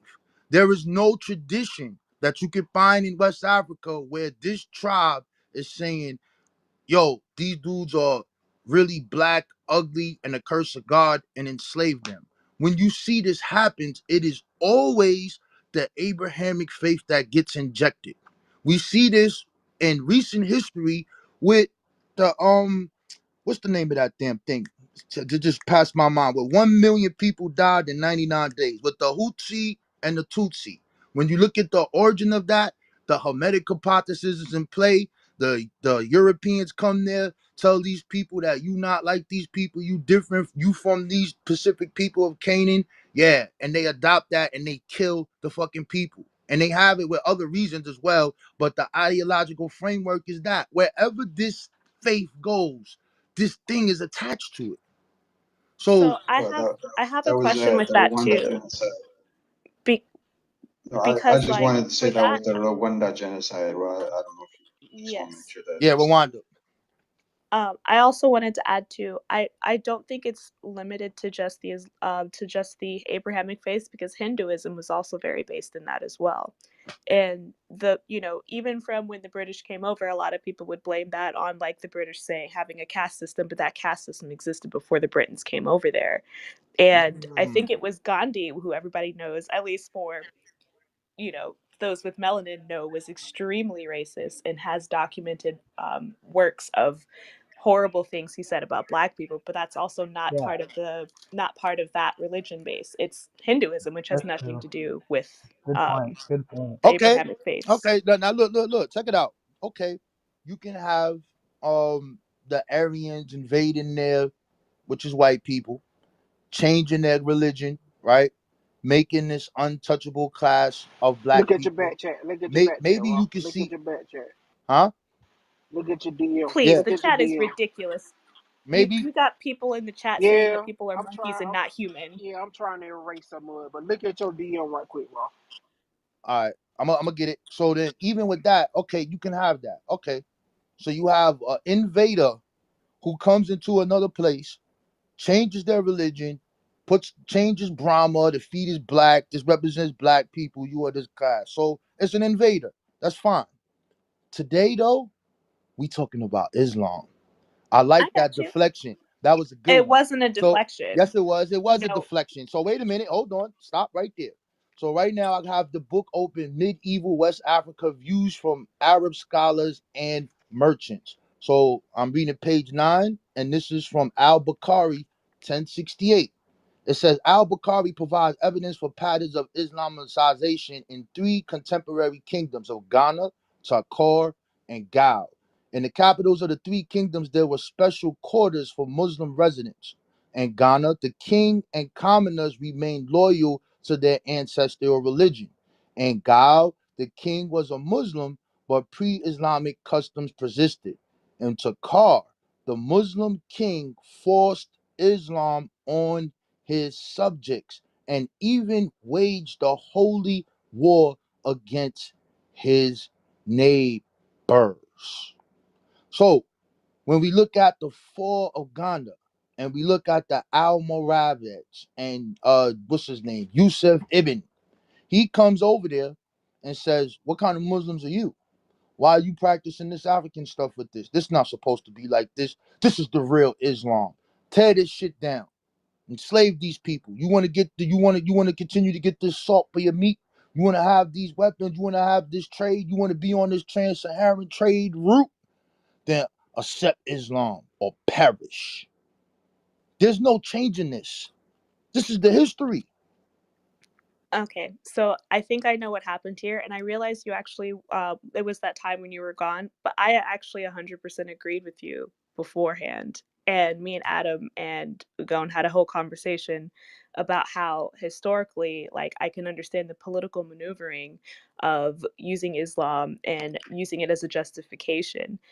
The only reason why I said that one thing wasn't for for a deflection, but just to have the entire, like, because before you were like, in Abrahamic religions this happens. I agreed with you, but I'm also saying that anti-blackness in society is also on a broader scale as well. So Yeah, I it, it, I it wasn't it even is, saying, and it's by yeah, invaders who are non-black. yeah, that's how Okay, anti-blackness works. that's fine. That's fine. I accept it. But right now we are on Islam. So my question to you is the Islamic scholars and their jurisprudence schools, is that a part of Islam? um, Huh? you said, are the Islamic scholars a part of Islam? And their jurisprudence schools, is that a part of Islam? Jewish what schools? I think you're saying jurisprudence. Jurisprudence. Jurisprudence. Jurisprudential Oh, Jewish. jurisprudence. Okay, okay, okay. Gotcha. He's talking about the Can you, hadith. Is the hadith is part of Islam? The problem with the yeah, hadith, can you give me the scholar's well, name? the problem with the hadith, as far as I can tell, is that it says that it was written, is supposedly written by the his sahabas, because the prophet was unlettered, illiterate. So if he was illiterate, how could you actually say what this is his position? No, but He can't read it one way or that's the other. not the point. The Uh, point is it part of Islam or not? Like, Well, like I I said, can if it came from the I can prophet, explain then that. if it came from the prophet, then yes, it would be a part of Islam. It would okay, be so it, Wait, so if I the can explain scholars, that. the universities, and the hadith are part of Islam, so why we try to dissociate it from the whole religion? yeah. Because That's a so question it better answered by someone else. Yeah, yeah. so Yeah, So, so Dr. John, are you there? I would like to ask oh, a question from what you had said earlier. Yeah.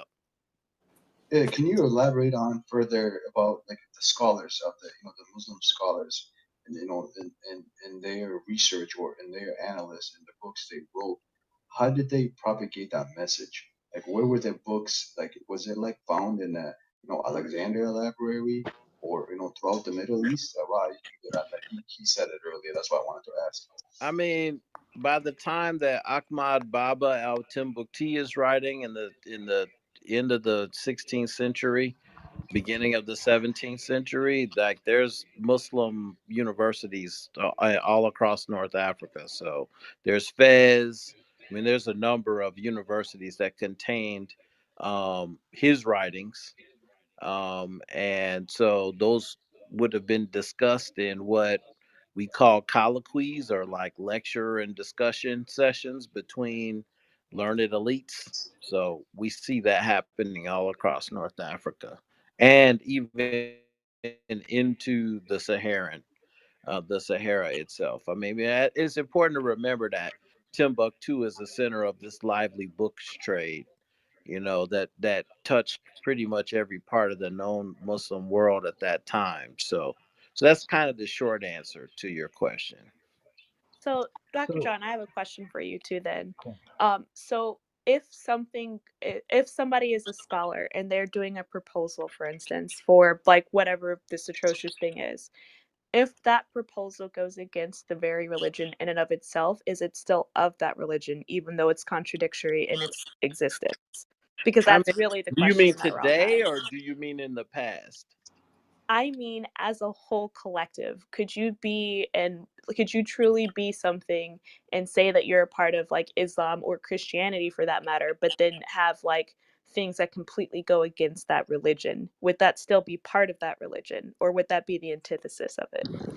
Okay, so this is a really interesting question. And I guess my short answer is it's a chicken or egg question. And that's not me being a politician, but the problem is that, and it's a very real problem, members of faith traditions often want to draw distinctions between the practices that people within the faith engaged and what the official text of the faith authorized, right? And there is a hadith that talks about taking Sudanese people, and I can't remember which one it is, but it's in the bibliography.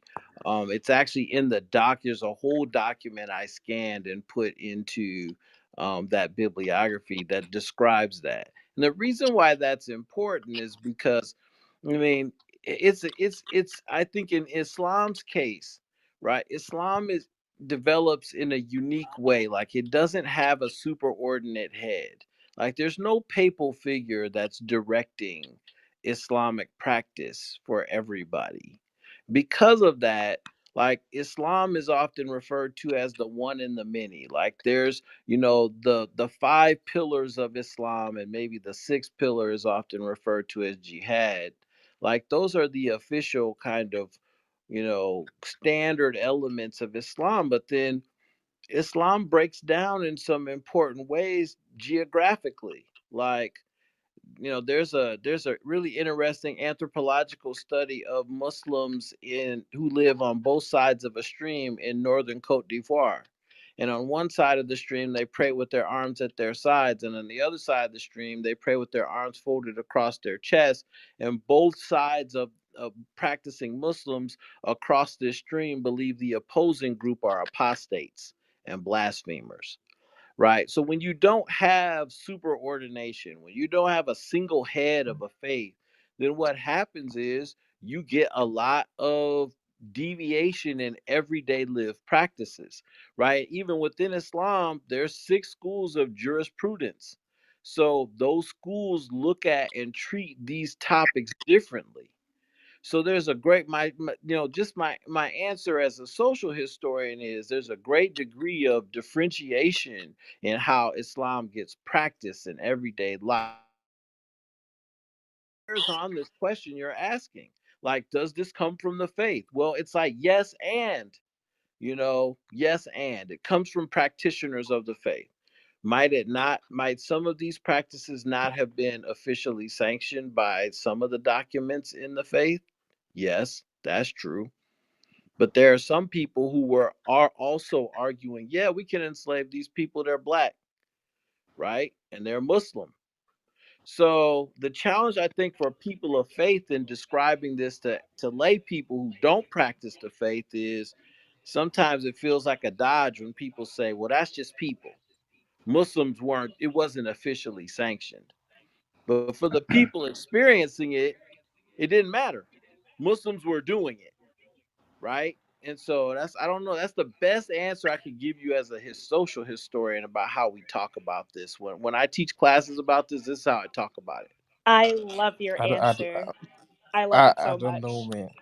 Because because like the people that teach the religion are part of a religion, right? When Rabon talk about Abakari or having like put a name on it, like if you want to talk about like in Batuta, that crossed the whole Sahara, 14th centuries. Hmm. That's the people. These people are the one that put the faith on another map, right? When you talk about West Africa, there came, the people that that started to be Muslim in West Africa in the Ghana empires were the nobles, the people with higher ranks. So you cannot dissociate the people that teach the faith and the faith himself, because they're the people that teaching the faith that put the kind of like some standards, some religious standards in the people, right? So if it's people that teach the faith, convince you that the best way to bring people in these religions is by converting them by force. You talk about North of Cote d'Ivoire. The conversion of the people north from Cote d'Ivoire was very brutal. It was either you convert yourself or you got killed. Right, and a lot of villages and a lot of we lost a lot of culture in North Africa. Why? Because a lot of villages has been burned because people didn't want to convert to Islam. So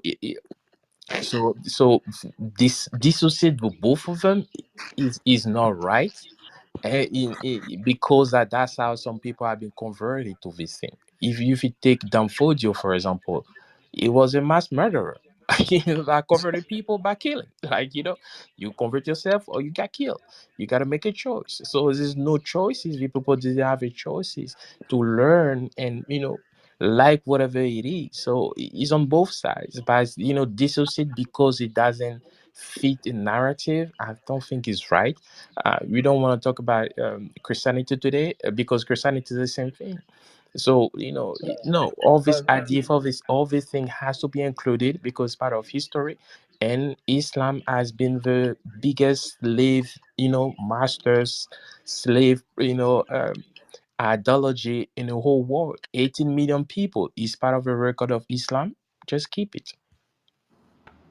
um, forced conversion is strictly prohibited in Islam. So that isn't a practice of Islam. Even if they were doing it, it's strictly prohibited. Anything under compulsion is strictly prohibited. I just wanted to put that out there. Mm, that's fair. So I also wanted to say too the opposite of what you were talking about before. Like Mansa Musa would be an example because he was Muslim, but he didn't submit to Arab rule. Yeah, no, and that's another thing too. I do understand that there was wars between people, but I would also like to say that there was a lot of Africans that accepted Islam like without any war or any compulsion. And honestly, the first Muslims in the West, in America, were brought on transatlantic slave ships. That's my biggest gripe against the transatlantic slave trade, was that it affected Muslims directly. Like the reason Islam is in America, the country I was born Bro, in, did you was did you just say that was your biggest gripe, that they took Muslims? Bro, yeah. no, That's no, what no. I That heard was too, not. man. What do you mean? Yeah, out of context. But also, somebody said something in the chat. I never said that Mansa Musa forced people to convert to Islam. I didn't say anything about that. I said he was a Muslim that did not submit to Arab rule. So just wanted to correct that. Yeah, and if I did say that, I misspoke. I meant that's one of my biggest gripes, was that they did it to Muslims, which are they're like my brothers in faith. But obviously, I have Nah, a lot of gripes. your biggest gripe should be that the Abrahamic faiths created the ideology to enslave black people. Yeah, but I strongly disagree with that. I don't think it Okay, was so all Islam. right, so I now don't think it was. now we back Wait, to brother, square. wait, bro. I want to make something specific. I don't think it was Islam. I do think the other faiths Man, have bro, issues with bro, that. bro, Go man. ahead. They was enslaving people, bro. The But it tribes wasn't that you're based talking on about, race. It wasn't based bro, it on is. race, is what I'm What saying. Yo, is? listen, Oh bro, listen, Jesus! listen, man, listen, man. I don't know where you. I No, don't know, okay. man. Can I specify that? Because I feel like I'm You coming off can't one sided. specify it. You saying a lot No, of crazy things right now, bro. no, but hold on. I'm not saying that there wasn't anti-black Muslims. Like obviously the individual I don't know, and I'm sure there was people that did commit a lot of atrocities, and any of them that hurt innocent people should be punished. They should have the worst punishment. Mhm. What I'm saying is that at its core, right, it wasn't just based on the white man over the black man or the Arab over the black. That could have occurred over time, but I'm saying Bro, slavery man, existed in East If I you Okay. don't. need, you need to. I I don't think don't you know. get. I don't think you getting this, bro. And I'm turning this book into a Google Drive so I can Can post you it up send it? there. Yes, You please send not it to you me. not you not you not you not getting this. And again, I'm telling you this, and I'm gonna say it one more time. The Hermetic myth that came from the Jewish We rabbis don't was believe that. adopted There's by no them. curse of Ham in Islam. We don't Yo, accept that from the listen, Old yo, Testament. bro, listen, man, listen, Yeah, bro. I'm actually, gonna look. read it. Yo, listen, I'm gonna read this again.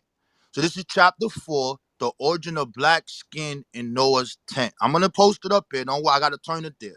It says the earliest to record the account of black origins is attributed to Ibn Masud, 653, a companion of Muhammad, the prophet of Islam. He is quoted by Ibn Hakim and as follows.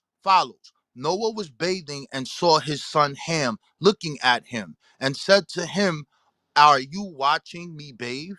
May God change your color." And he is the ancestor of the Sudan, the blacks. Then it goes on to talk about the bathing scene more. Let me get to the next page. Then it begins to talk about the bathing scene, and it talks about them changing the actual semen. Then it says the element changed semen, which was saw in some of the Muslim ark iterations, is found also in some of these accounts of Noah's curse of black skin. I find this as early as the attribution to Wahib ibn Muna Abin, 730, and as late as Alama Majasi, 1698. Several others transmit similar accounts.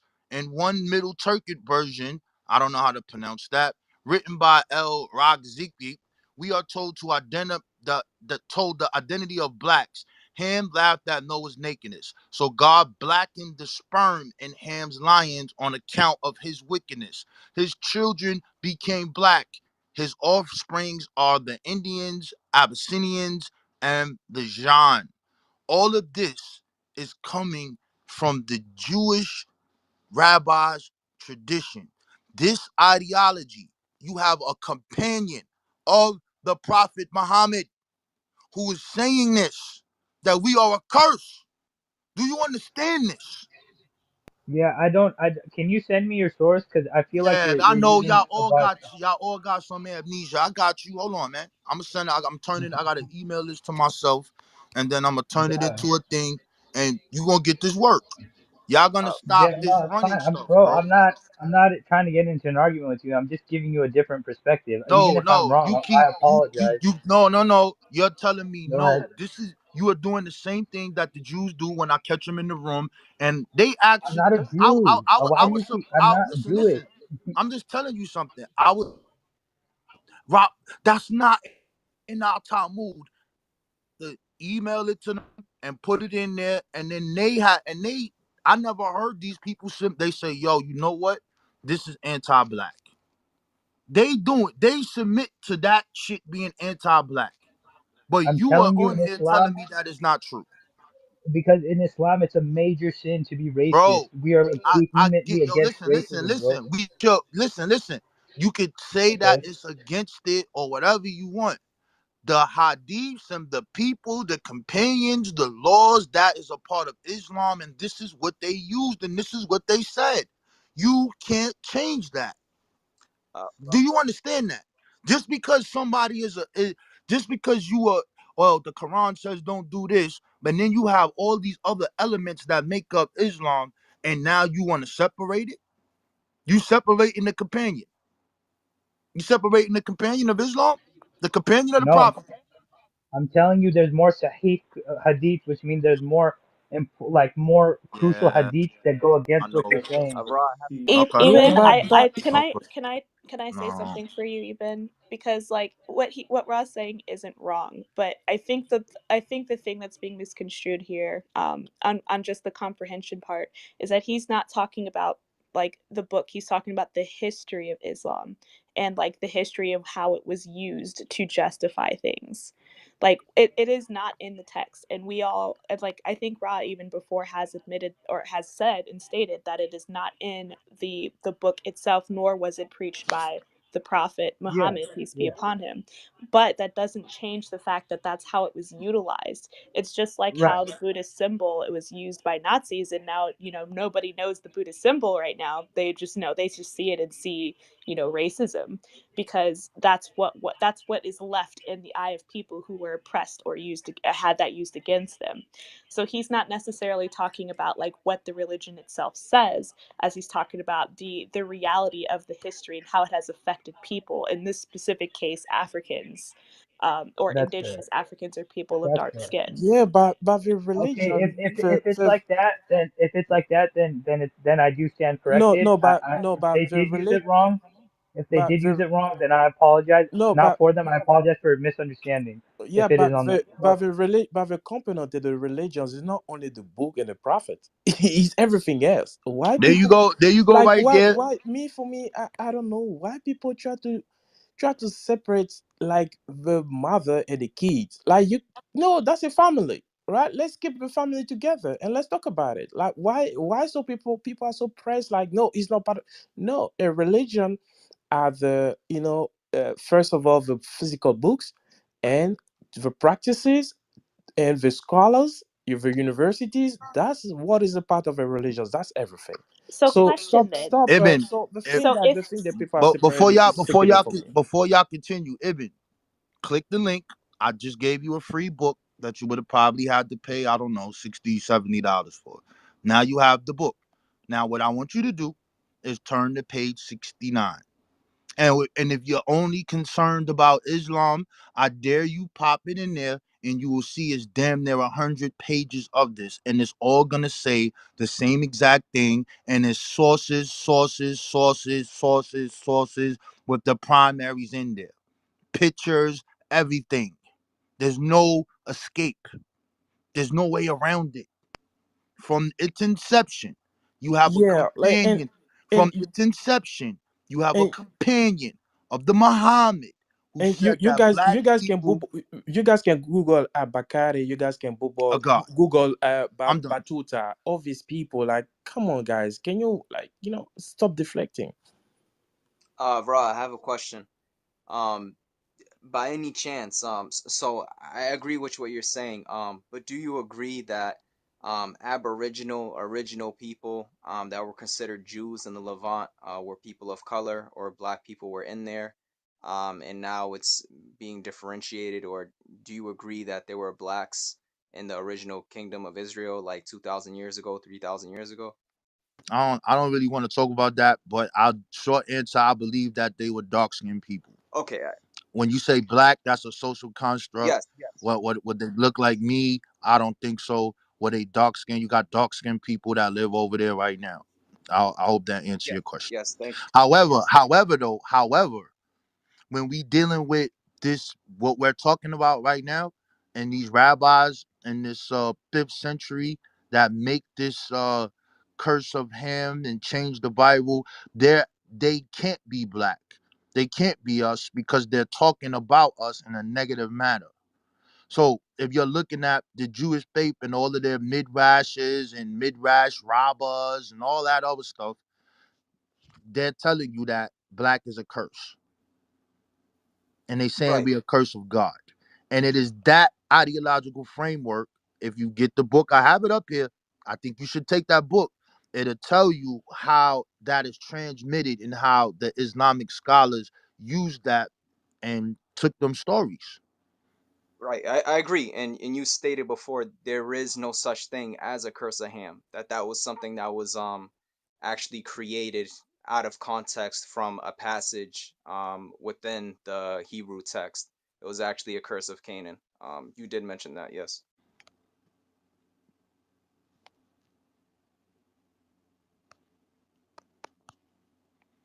Okay. Rock, can I ask you a question here? Why do you think that this particular, I guess, slave trade within the Muslim, world, or the Arab world is not as talked about, even within our own community? Because I mean, majority of the topics there, even scholars and the people that even within the media and everything, we talk about that transatlantic, slave trade, and that might be because it's most recently, but why do you think it's not as talked about? Um, I guess it's dealing with more of, I don't know.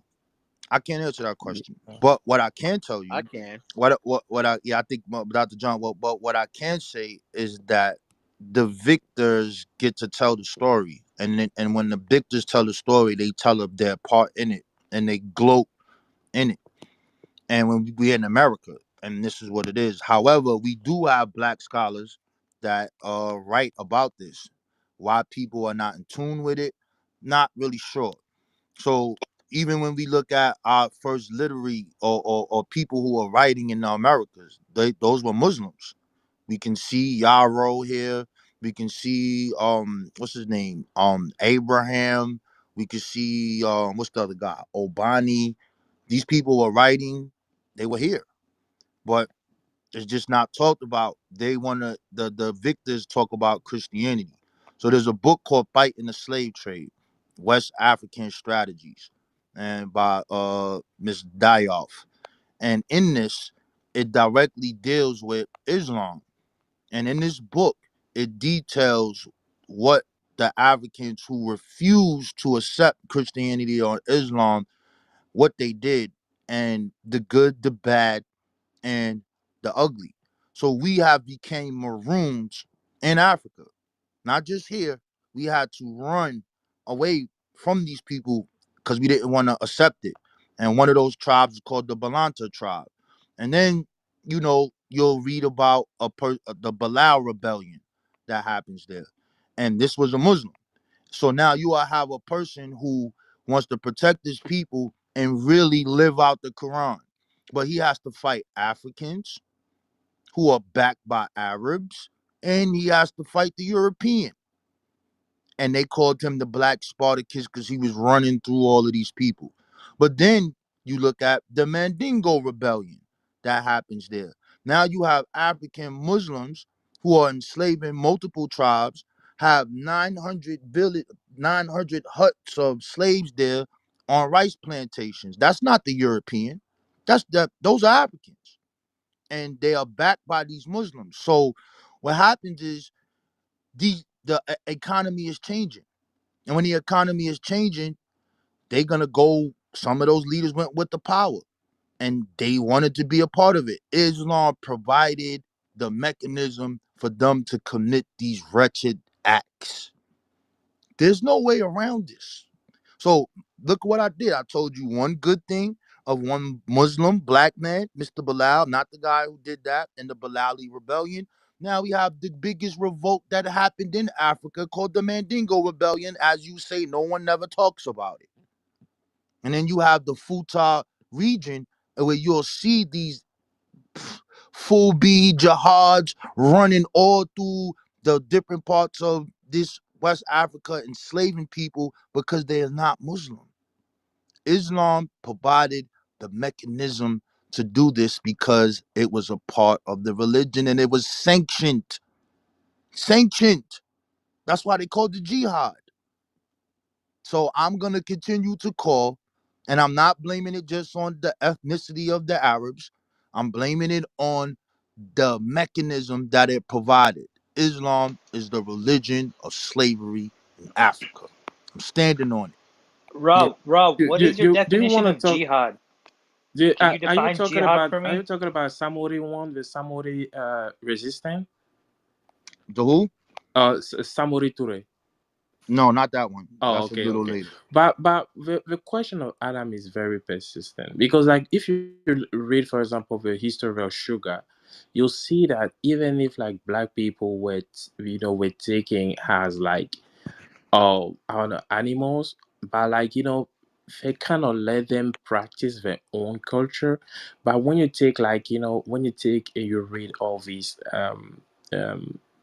Islamic scholars, and for example you read the history of Samori Toure, all this kind of stuff, um you will see that the Islamization of, for me, I know more about West Africa, was like basically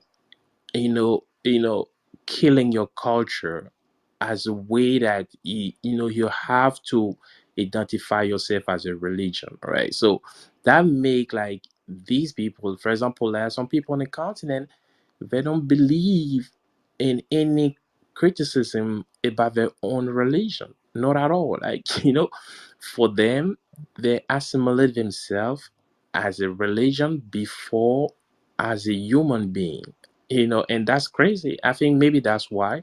So they have some hard time to open the mind. I don't really get where you're going with it, Ricky. But to Ra, I have a question to you. What is jihad to you? because you're using this term a lot, and I don't know if you're using it in the right context, or maybe you mean it in a different way. I'm using it as you would call it a holy war. I'm using it in the aspect that they used it to enslave the Africans in West Africa. That's how I'm using it. I'm not using it no other way. I'm using it in the terms that they use when they enslaved those who were not Muslim. hmm So what did they do at that time? If two communities were at war, what occurred at the end? Did they No, just kill everybody off, or did slavery come from it? No, no, no. I'm asking outside of Islam. What was the procedure outside of I'm that? not. I'm not, brother. Listen to me. I'm not interested in outside of Islam in this conversation. No, So no, but I'm gonna but hold on, bro, hold on, hold on. can I just say Wait a can I, minute. okay, go Hold ahead. on. I got you. Listen, listen. I'm gonna give you another book. So because you asking me questions, it's cool, and I'm gonna answer. So now I'm reading again. I'm reading from the book West African Strategies to Fight in the Slave Trade. It says as soon as news of the jihad, listen to the words being used. As soon as the news of the jihad launched by Usman Dan Fudio reached the Fulani Emirate of Adwa, several leaders left for Sokoto. There, Dampodio appointed Modibio Adama lieutenant. He was invested with full authority in 1809 and received the banner of the Jihad with orders to spread Islam over Fambia land. Adama established a strong army and drew his inspiration from the tactics, strategies, and arraignments of the Borono. Instructions came from the Maghrib and the Ottoman Empire to drill Okay, some units. The okay, spearhead was undoubtedly the cavalry, which crusaded horses and coats of mail, led by Mudabo Andama. These are the people who enslaved black people and called it a jihad, enslaved the non-Muslims. okay. So jihad is war, and there is war. Why I asked for outside, like it's because what you're saying, like you're not taking into consideration the global context of the world at that time. That was a product of war. Like when war happened, slaves were taken because it was a slave-based like economy. No, I'm no, not saying okay, hold on, hold on. no, no, Also, no, no, the no, brother. hold on Listen, one listen, second. listen. The sources No, the no, sources you're using are no, no. questionable because every source Prove I've it. looked at No, no, no, no, no, I no, am. I'm brother. telling No, you right now, no, no, no, they're not no, about Islam. no, The book you no, have bro. You above is gotta hold about the on, bro. Bible. The No, you reference in got the book I read. yo, you gotta hold on, bro. Now you acting crazy. You acting crazy now. I just read to you that it says in 1809 he received the banner of the jihad with orders to spread Islam. What the hell are you talking about, bro? Okay, can I This answer ain't a now? holy, this ain't no fucking this is a holy war to spread this shit. And they enslaving motherfuckers. Why they doing it? Because Why are that you was the trying to context justify of the this? global world. So they killed them? Would you rather be killed or be enslaved? I don't really know the answer, but that was how they worked. I'm not saying it's right, bro. I'm saying that at that time in the world, that's what they did post-war. They took the prisoners as slaves. That's just what happened in almost all of the Brother, world. listen to me. Listen And to I'm me. saying, wait, Listen. I No, no, get no, you. no, Okay. no, no, no, no, no, no. This jihad was about spreading Islam. That is a war that is provoked, not a war that was already intact where people are fighting each other. This is a war to spread your religion. And all those who don't submit die or be enslaved, or accept Islam, be enslaved or die. What are you talking about? Ibn, you don't make no sense. Even, can Uh, you tell us what warfare was in the 7th century? I can actually explain it. What would you like? Like the Arab way of doing it? What they had was there was basically two participants, and in the beginning they would come out and they would like this was just a weird thing that some groups did. They would recite poetry or prose as a way to brag about the leader of their groups, and then they had individual combat, which would be like the best individual fighters from each side would come forward and fight each other as like a morale booster or not.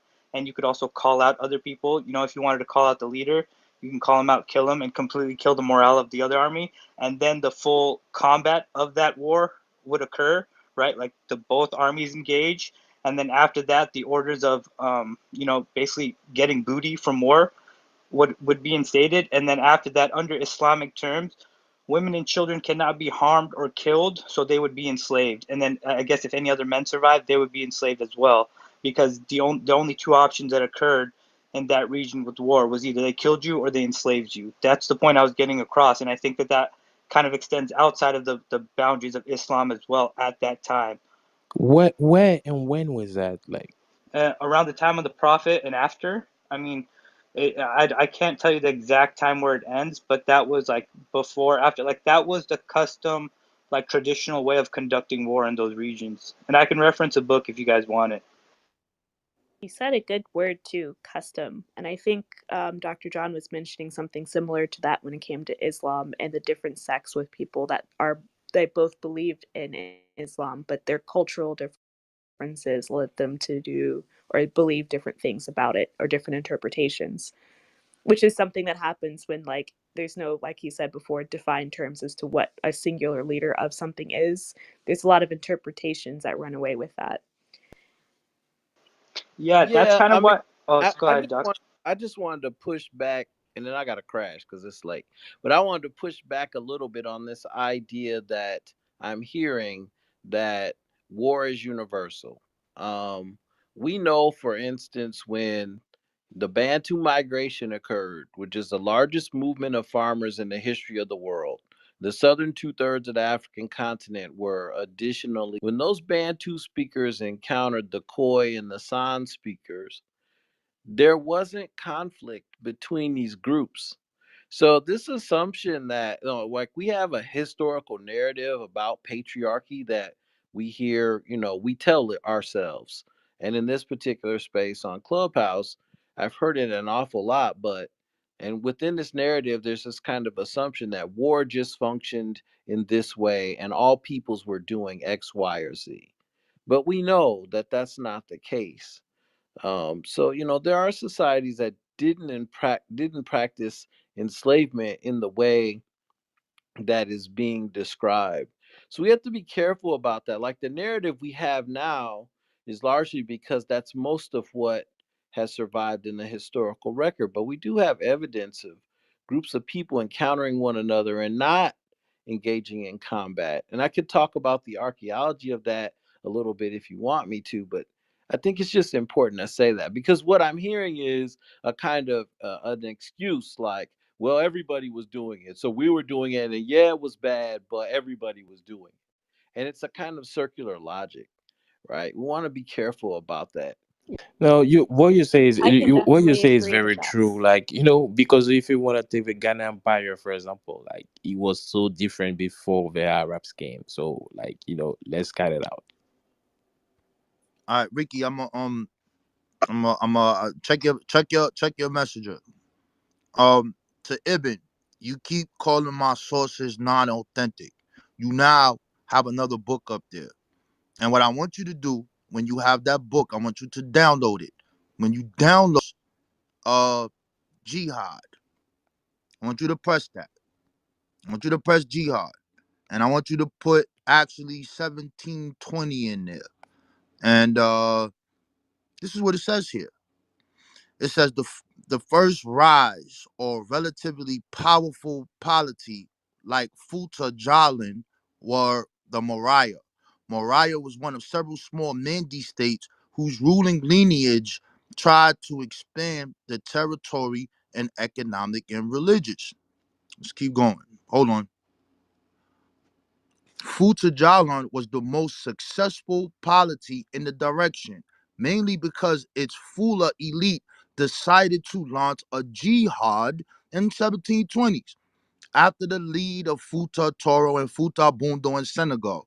Even though it was successful in converting many people to Islam, the jihad also became a justification for the enslavement of the non-peoples, Islamic peoples in the area. Do you understand this?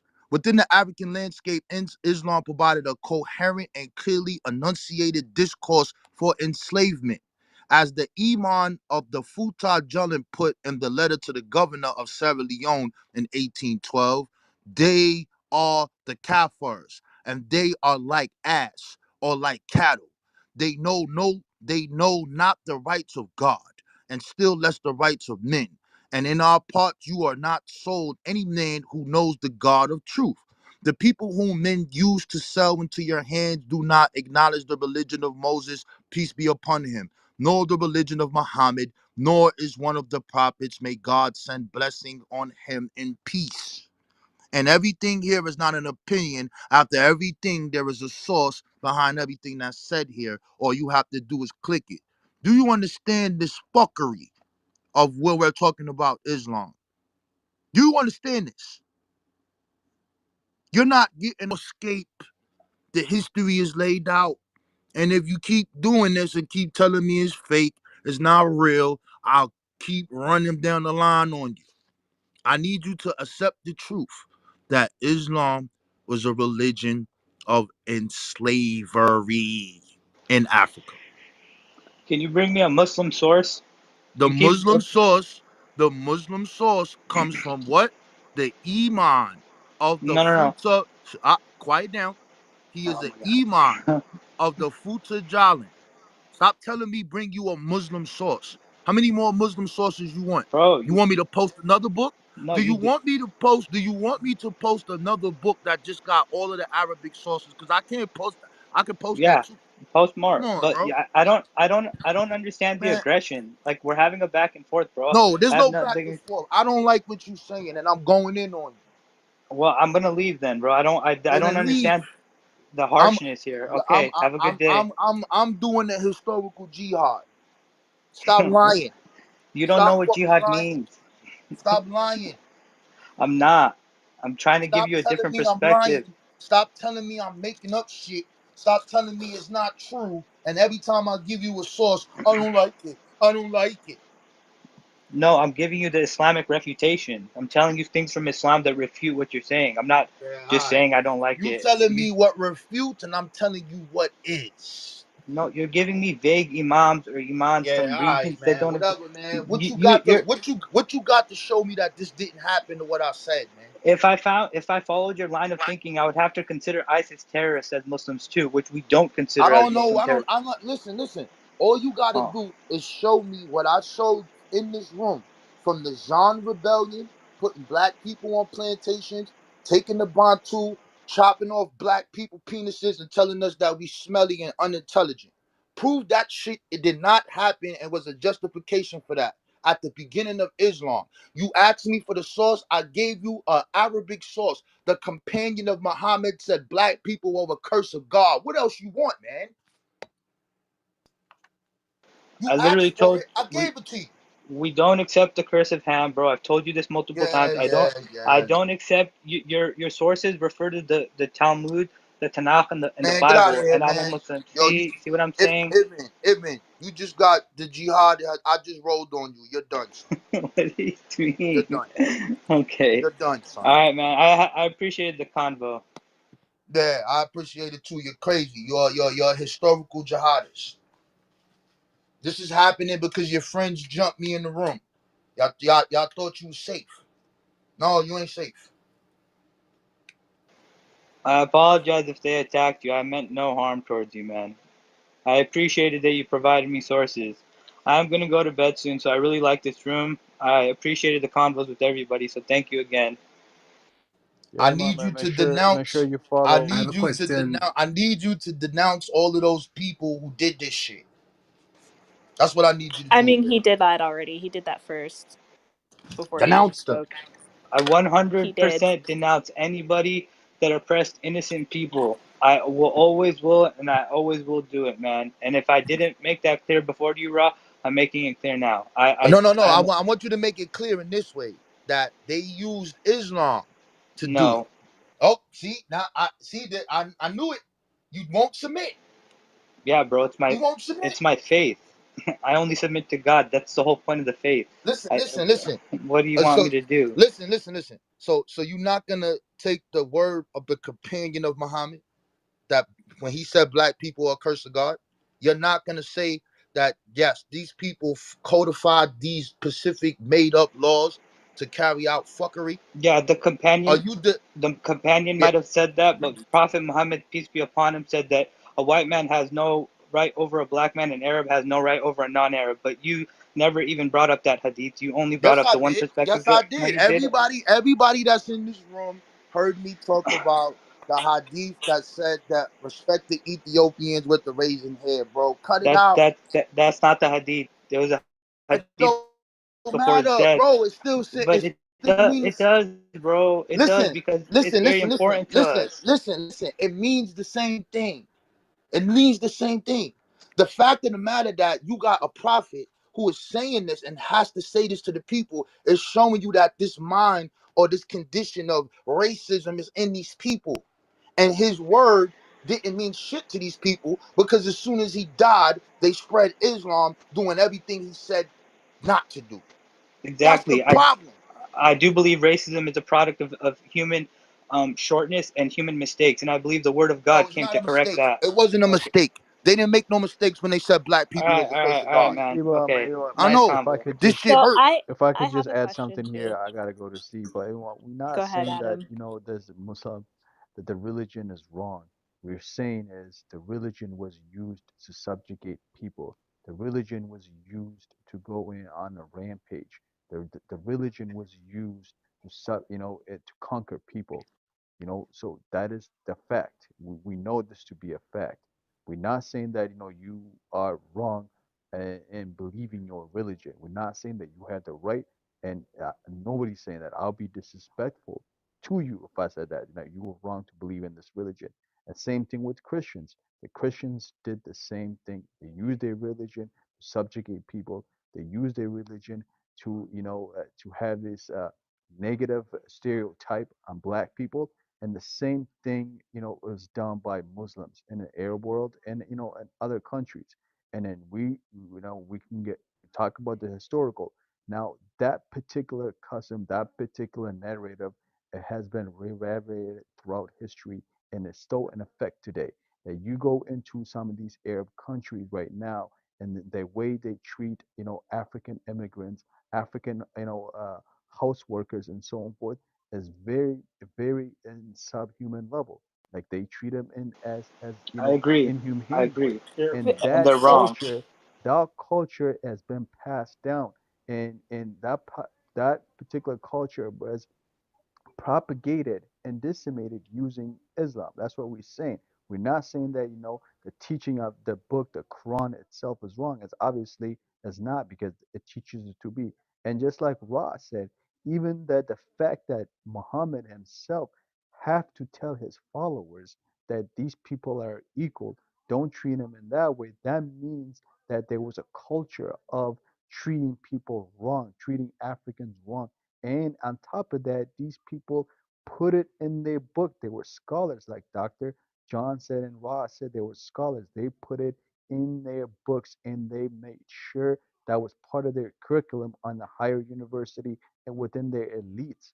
So that is wrong. That's what we're going at. And for you to come in here and deny that is doing this, is doing, disservice to the world and itself, to the community. Even we're not saying that you should not stand for Muslim, brother. Like, go ahead, like you have the right to preach your religion and pass your religion, but your religion was used and to propagate a mass murder, and it was used to subjugate in particular black people and the African people. So like so that is a fact. And I'm sorry, like, you cannot deny that. We're not saying that, just, that is what it is. So Adam, I also just want to point out that what you said is not the equivalent of what Ra is saying. Like the vernacular that's being used is painting an exact different measure than that. So you're saying it was used as a tool, and Ra is saying that it was like it's sanctioned for that. Like that's the reason, and that's kind of the difference there, because you even using the particle for like Islam is the religion of enslavement is the antithesis of what you just said of it being used as it is saying that it is that. Me, my question is, are the hadith are not part of Islam? So there was actually another thing that you said earlier, Ricky, that I also wanted to talk about. So your analogy that you used is the mother and the children, right? So what you're saying is if if a teacher teaches somebody something and that person goes off and does something opposite and then also like kills somebody, you're saying the teacher should be held accountable as well. That no, you cannot switch what I say. I didn't say that. Repeat that thing And you my said question then. is pretty simple. Are the hadith are not part of Islam? Forced into Let people come up, I'm trying to. and I started it. Yeah.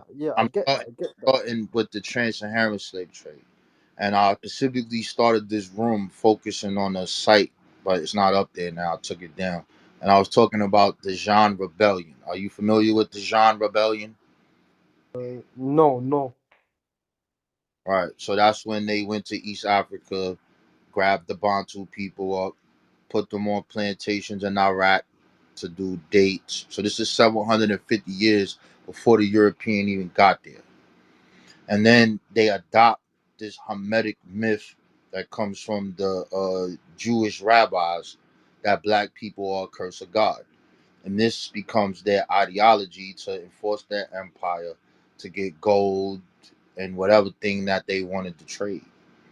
So this is a part of early Islam. So the question is like a nuance. It's nuance in the aspect. Because what is Islam? What are the components of Islam? So I had a person up here tell me that there's not 73 sects of Islam. Name them, then I give you the link. And it's like, I don't understand how people are a part of this and don't know that, yo, bro, you got 73 sects of Islam. And then in these aspects, 73 sext. 73 what? SECTF sext. Yeah. Sec. Right. So you could choose whatever one is the right one. You could bring up the hadith saying that this the sunnah is the way. That's fine. I don't have no argument with that.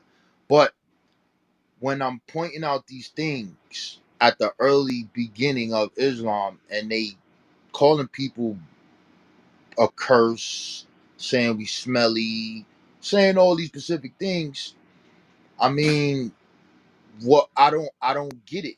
It Wait, doesn't. who said that? Who said that? Who said that? Yeah. Al Adrisi said this. Al Zahori said this. Masudi Saying said the African this. stink. Yeah, they said we got smelly skin. Man, That's so this is what they. This certain is how they people's describe. opinion shouldn't really affect you in that type No, of no, way. I feel you, but this was the ideological framework of the people, and this was the thing that they put forward to the public of why they enslaving black people. Hmm. So the problem I have with this is that yes, slavery existed in different parts. They was fighting with different Europeans, Georgian, Scandinavian. They enslaved like 1.5 million Europeans. But there is no Iman scholar. There is no Hermetic. The white people are supposed to be enslaved because that don't exist for them. But for us, the African, the person with the dark skin, all of these justifications have to be put forward because in our lands or where we at, there's something that you want. These people wanted that gold. They wanted that. They heard about it. They heard the legends about it. They wanted to get up in that forest. They needed to get there, and then we wanted to trade with them. But when you're dealing with this East Africa part, this is just straight up we conquering. They went in Nubia conquering. They went to Lake Chad conquering. This is unprovoked war. I could see if At it's what year? At what year did they start conquering uh, Africa? this is 641. 641. That's when they go to Egypt. Then out 666, they're going to Nubia. I believe 68. Then they get to Lake Chad. That's what is happening. That's just what it is, bro. So even like when we talk about Ethiopia, there is a nuanced conversation because of how it originally gets there. And then when you look at the South, I think it's called the Haz. I'm gonna pronounce it wrong. I might probably have to open the book, but it's a south part of Ethiopia, and they wanted to get involved with the trade. and then they're going to these specific wars with the people. And then there's an Ethiopian slave trade that nobody talks about that got hundreds of thousands of people, and they want these red Ethiopians that they enslaving. So that I don't want to get into none of that, but that's a whole nother story. The whole point of this conversation is what is a part of it. What is Islam? Everyone that comes up here says that Islam is against these things that we're talking about. But at the inception of Islam, right after the Prophet dies, we have his companion saying black people are a curse of God. We have all of these people saying this. Bro. You know, one of the first people to ever call the I know Quran. You about know that, Bilal. I yeah, got Bilal. you, brother. So why would his companion Don't curse Bilal ask by the saying these brother. things? Don't ask me that. I'm not the one who Nah, wrote it. but his He said it. companions, bro. Show me where his companions have said that about black people.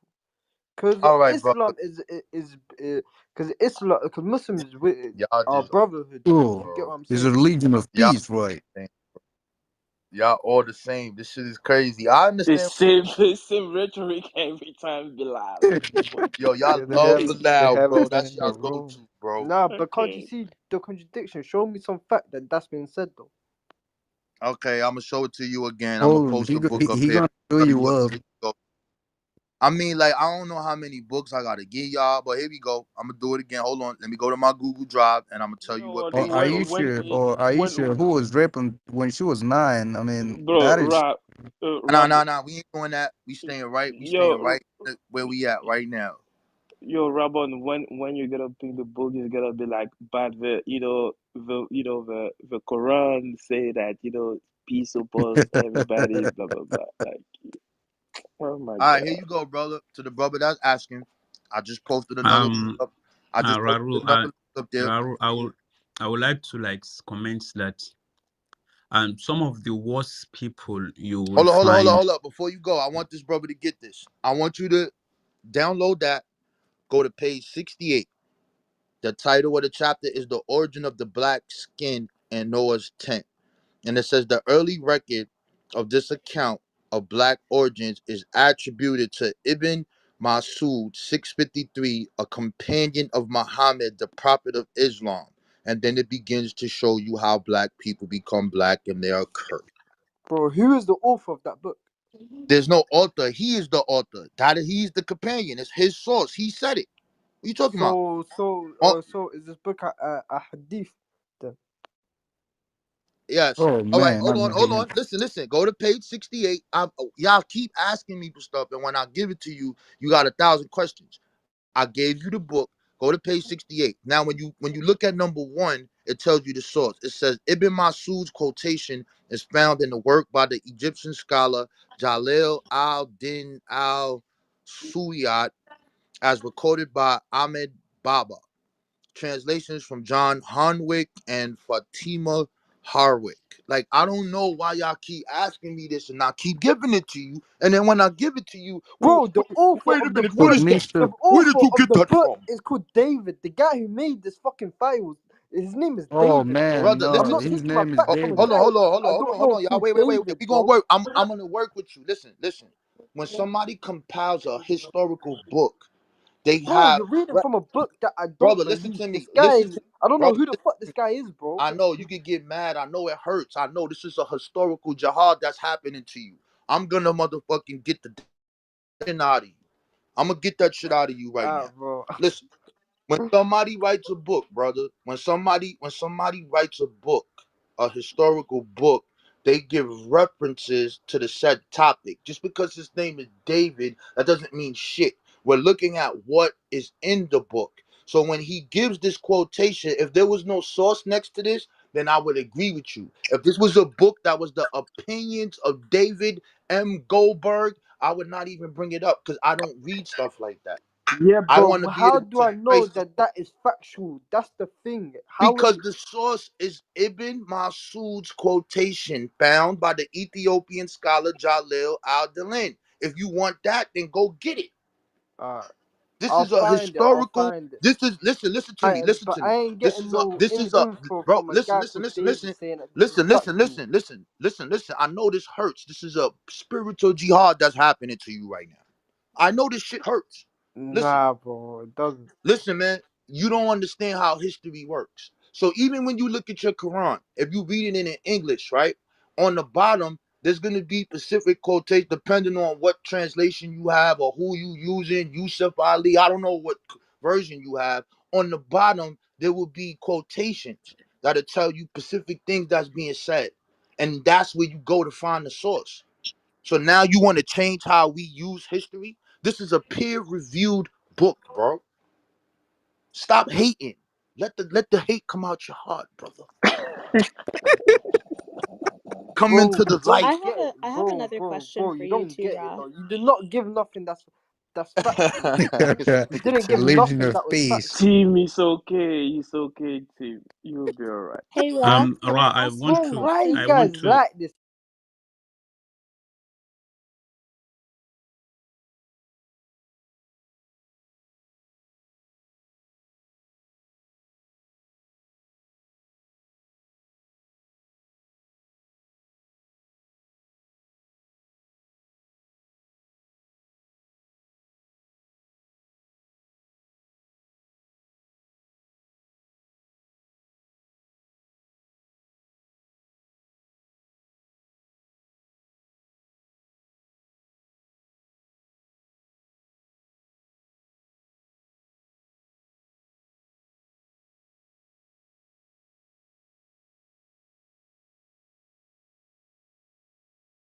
Older Only speak. Let I'm older Ethiopia, speak. bro. I'm making This a guy keeps point. saying Older, go Abyssinia ahead. as if like, listen, hold on. I had to like correct you because I wanted He's a to say that before. conspiracy theorist. What do you Okay, expect? I Bro, would, I would. bro, no, let me Older just say this. speak. Let me just Let say this older because you speak. keep saying East Okay, Africa. do you remember the Ethiopian It's king then? The Abyssinian king. That's what I was getting at then. Go on. In the north, was slow at first, mainly because of the Christian political. This victim, so last 30 Okay, seconds, this victim mentality Wait, of shut up. Muslims Let her is speak. everywhere. And don't This tell me to victim shut up. mentality of Muslims is When you everywhere. start this They thing, keep when on you start. attacking you, they keep on attacking you, they keep on killing you, and once you respond in retaliation, then they will act as, oh, we are the poor minorities. And this happens all across it. And to disbelieve in him and in And this is way before he had any type of followers and any type of backing. He couldn't even back his people. World. And this is way to conquer. Your ass is So saved what's your and you point, still bro? want to What's your turn point, around and kill people. to bro? use This guy, your You're self bro, as saved. bro, literally, You yo, see talking how Al to him nice about Shabaab, we Al are? killing, You Shabaab see are how killing kind who? upholding we the are? You have Islam of not put peace. up no Al factual, Shabaab. you're You bringing guys up are information which you misusing got in our your WhatsApp group. humanity. You guys are Al misusing our Shabaab are bombing kindness people and in you're the name of taking it Allah. against us. We Yeah, but save you, we older Bro, the why feed speak. white you, we give people you have everything. You stole turn around and the you white kill why people is have it people. just stole you all two? your men, Why is it just all your Ben? women, And why Older. is it fucked just up Ben and Tutu that's The just West To talking? blow African themselves continent. to Older. paradise. What happened in All right, time out, y'all. Abyssinia? Time out. What Time out. happened Time out. Time out. when Time they out. Raw. get there? You see, What but they happened? just talk What about happened don't get later? personal. You talk about blowing Time himself. out. Yeah, man. Yo, hold on, y'all. Hold on. Time out. What's the brother that was just speaking there? It was me. Who was It that? was me, Eric. Yeah, Ricky. That was no, that was older. Yeah, older. So Yeah, older. older was speaking Yo, about check it out, Abyssinia. older. Like he didn't Oh, give a full story though. yeah, But go older. ahead. Check it out, older. No, serious. Because y'all, we keep bringing up this peaceful Ethiopia thing. We in Africa. We gonna have to put this to rest. I'm sorry, older. It's about to get ugly. It's about to get ugly. So you see that book up there? I want you to click the link. I just gave you a free book. You can have that book. What I want you to do is, I want you to go. Tim, mute yourself. Tim, mute yourself. You can listen with your I ears. want Mute you. yourself. I want you to go to page 121. And it's going to say the Ethiopian slave trade and its relation to the Islamic world, right? So we got to get to this. So here it says the Arab trading communities on the Ethiopian coast adopted Islam shortly after its inception in Arabia in the 7th century. We agree with you there. Yet the expansion of Islam in the north was slow at first, mainly because of the Christian political hegemony. Accompanied by the unique local culture, the situation in the south was, however, very different. At first, the Muslim trading communities of the coast joined forces with immigrants from southern Arabia to establish new strongholds in the Harara Plateau. This important step facilitated the development of caravan trade to the southern parts of the plateau. Next page. It says religious motivation was probably strengthened by the need to ensure the uninterrupted flow of Ethiopian trade and slaves to Yemen ports. Young Ethiopian female slaves were in high demand in the markets of the Muslim world, but the supply of young Ethiopian males was even more important to the Arabian rulers, whose power depended on private armies composed largely of Ethiopian slaves. In the Indian Ocean, that's the last part. These new markets triggered an insatiable demand for Ethiopian slave girls and male slaves considered prime merchandise. The former were renowned for their beauty and sexual temperament. Ooh, you nasty Muslims. And the later for the honesty and the belligerent character. It is impossible to estimate the average number of slaves exported annually from Ethiopia, yet it could be safely said that, excluding periods of unusual circumstances, several thousand slaves, at least the majority of whom were young females and males, were sent annually from Ethiopia to Muslim countries by way of Sana'a, of the Sudan, of the ports of the Maswara, Zala, and Babar. I'm probably pronouncing that wrong. However, Abyssinian Ethiopian slaves were not only shipped to the markets of the Ottoman Empire, but to Persia, India, and the Far East. Now, there's a whole bunch of context that's to this, as far as them fighting with Christians and what happens with the Solomonic Empire and all these things. But this peaceful Israel, we Can I killing land that it? shit today. Can I land So, it? Yeah, Older, what you got to say about this shit, Older? yeah. You got some explaining to do, Older. Listen to this. Older, yeah. Okay, older. Can I add another question?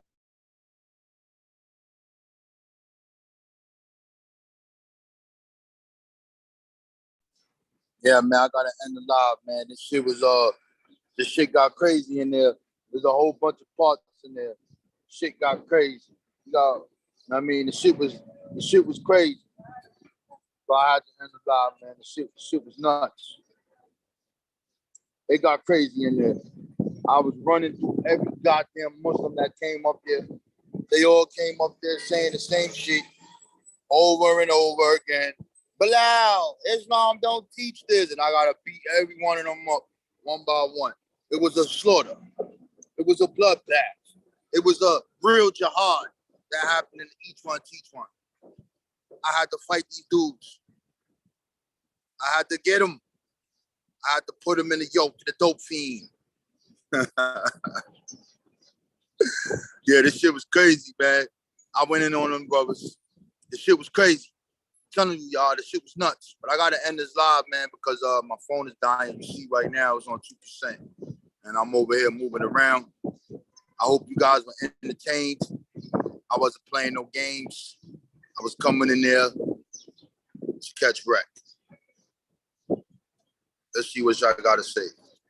Bilal was half black. Screw God. What's the link to the slavery in the Middle East? Yeah, we was going in. Yeah, this shit was a each one teach one bloodbath. Rock your snot box. Turn your TV off. That's what Hassan said, right? Turn your TV off. Yo, son, I sent them niggas on the seventh heaven, yo. They should have never fucked with me, bro. They was bothering me, y'all. They jumped me, yo. They had me in the room and they fucking jihaded me. They was strapped up with bombs and shit, bro. They tried to kill me. They tried to fucking kill me, bro. They tried to kill me. They tried to get me up out of there, man. So I said, I got something for you. So I strapped up. I got my ammo. I got my books up. I went live, and every one of them, girl, I didn't spare nobody. I don't care if you're a woman, you're getting that work because they're representing the Islam and they're trying to lie about the historical narrative of it. But yo, nah, my shit is dying, bro. I would let you come on, but my shit is on 2%. So if you come on, my shit gonna be dead, bro. Yo, son, I had them niggas tight, son. They was tight. But listen, man, if y'all was entertained, hit the cash app, man. Hit the goddamn cash app, man. I just bought you some exclusive universal beatdown. Exclusive. They got so mad that they made literally like 4 rooms with my name in it. Mass reporting me, talking about, yo, we got to get him off of Clubhouse. He's like, he got to get off Clubhouse. He's an Islamophobia. I'm not talking about this. Listen, man. I'm just talking to history, man. I'm just talking to history, man. We just talking to history, man. Put a plug on the internet. Yeah, let me put a plug on this bitch. I'll check y'all later, man. Thanks for y'all checking in. I had to give y'all something. We ain't been around for a while. Peace to the people, man.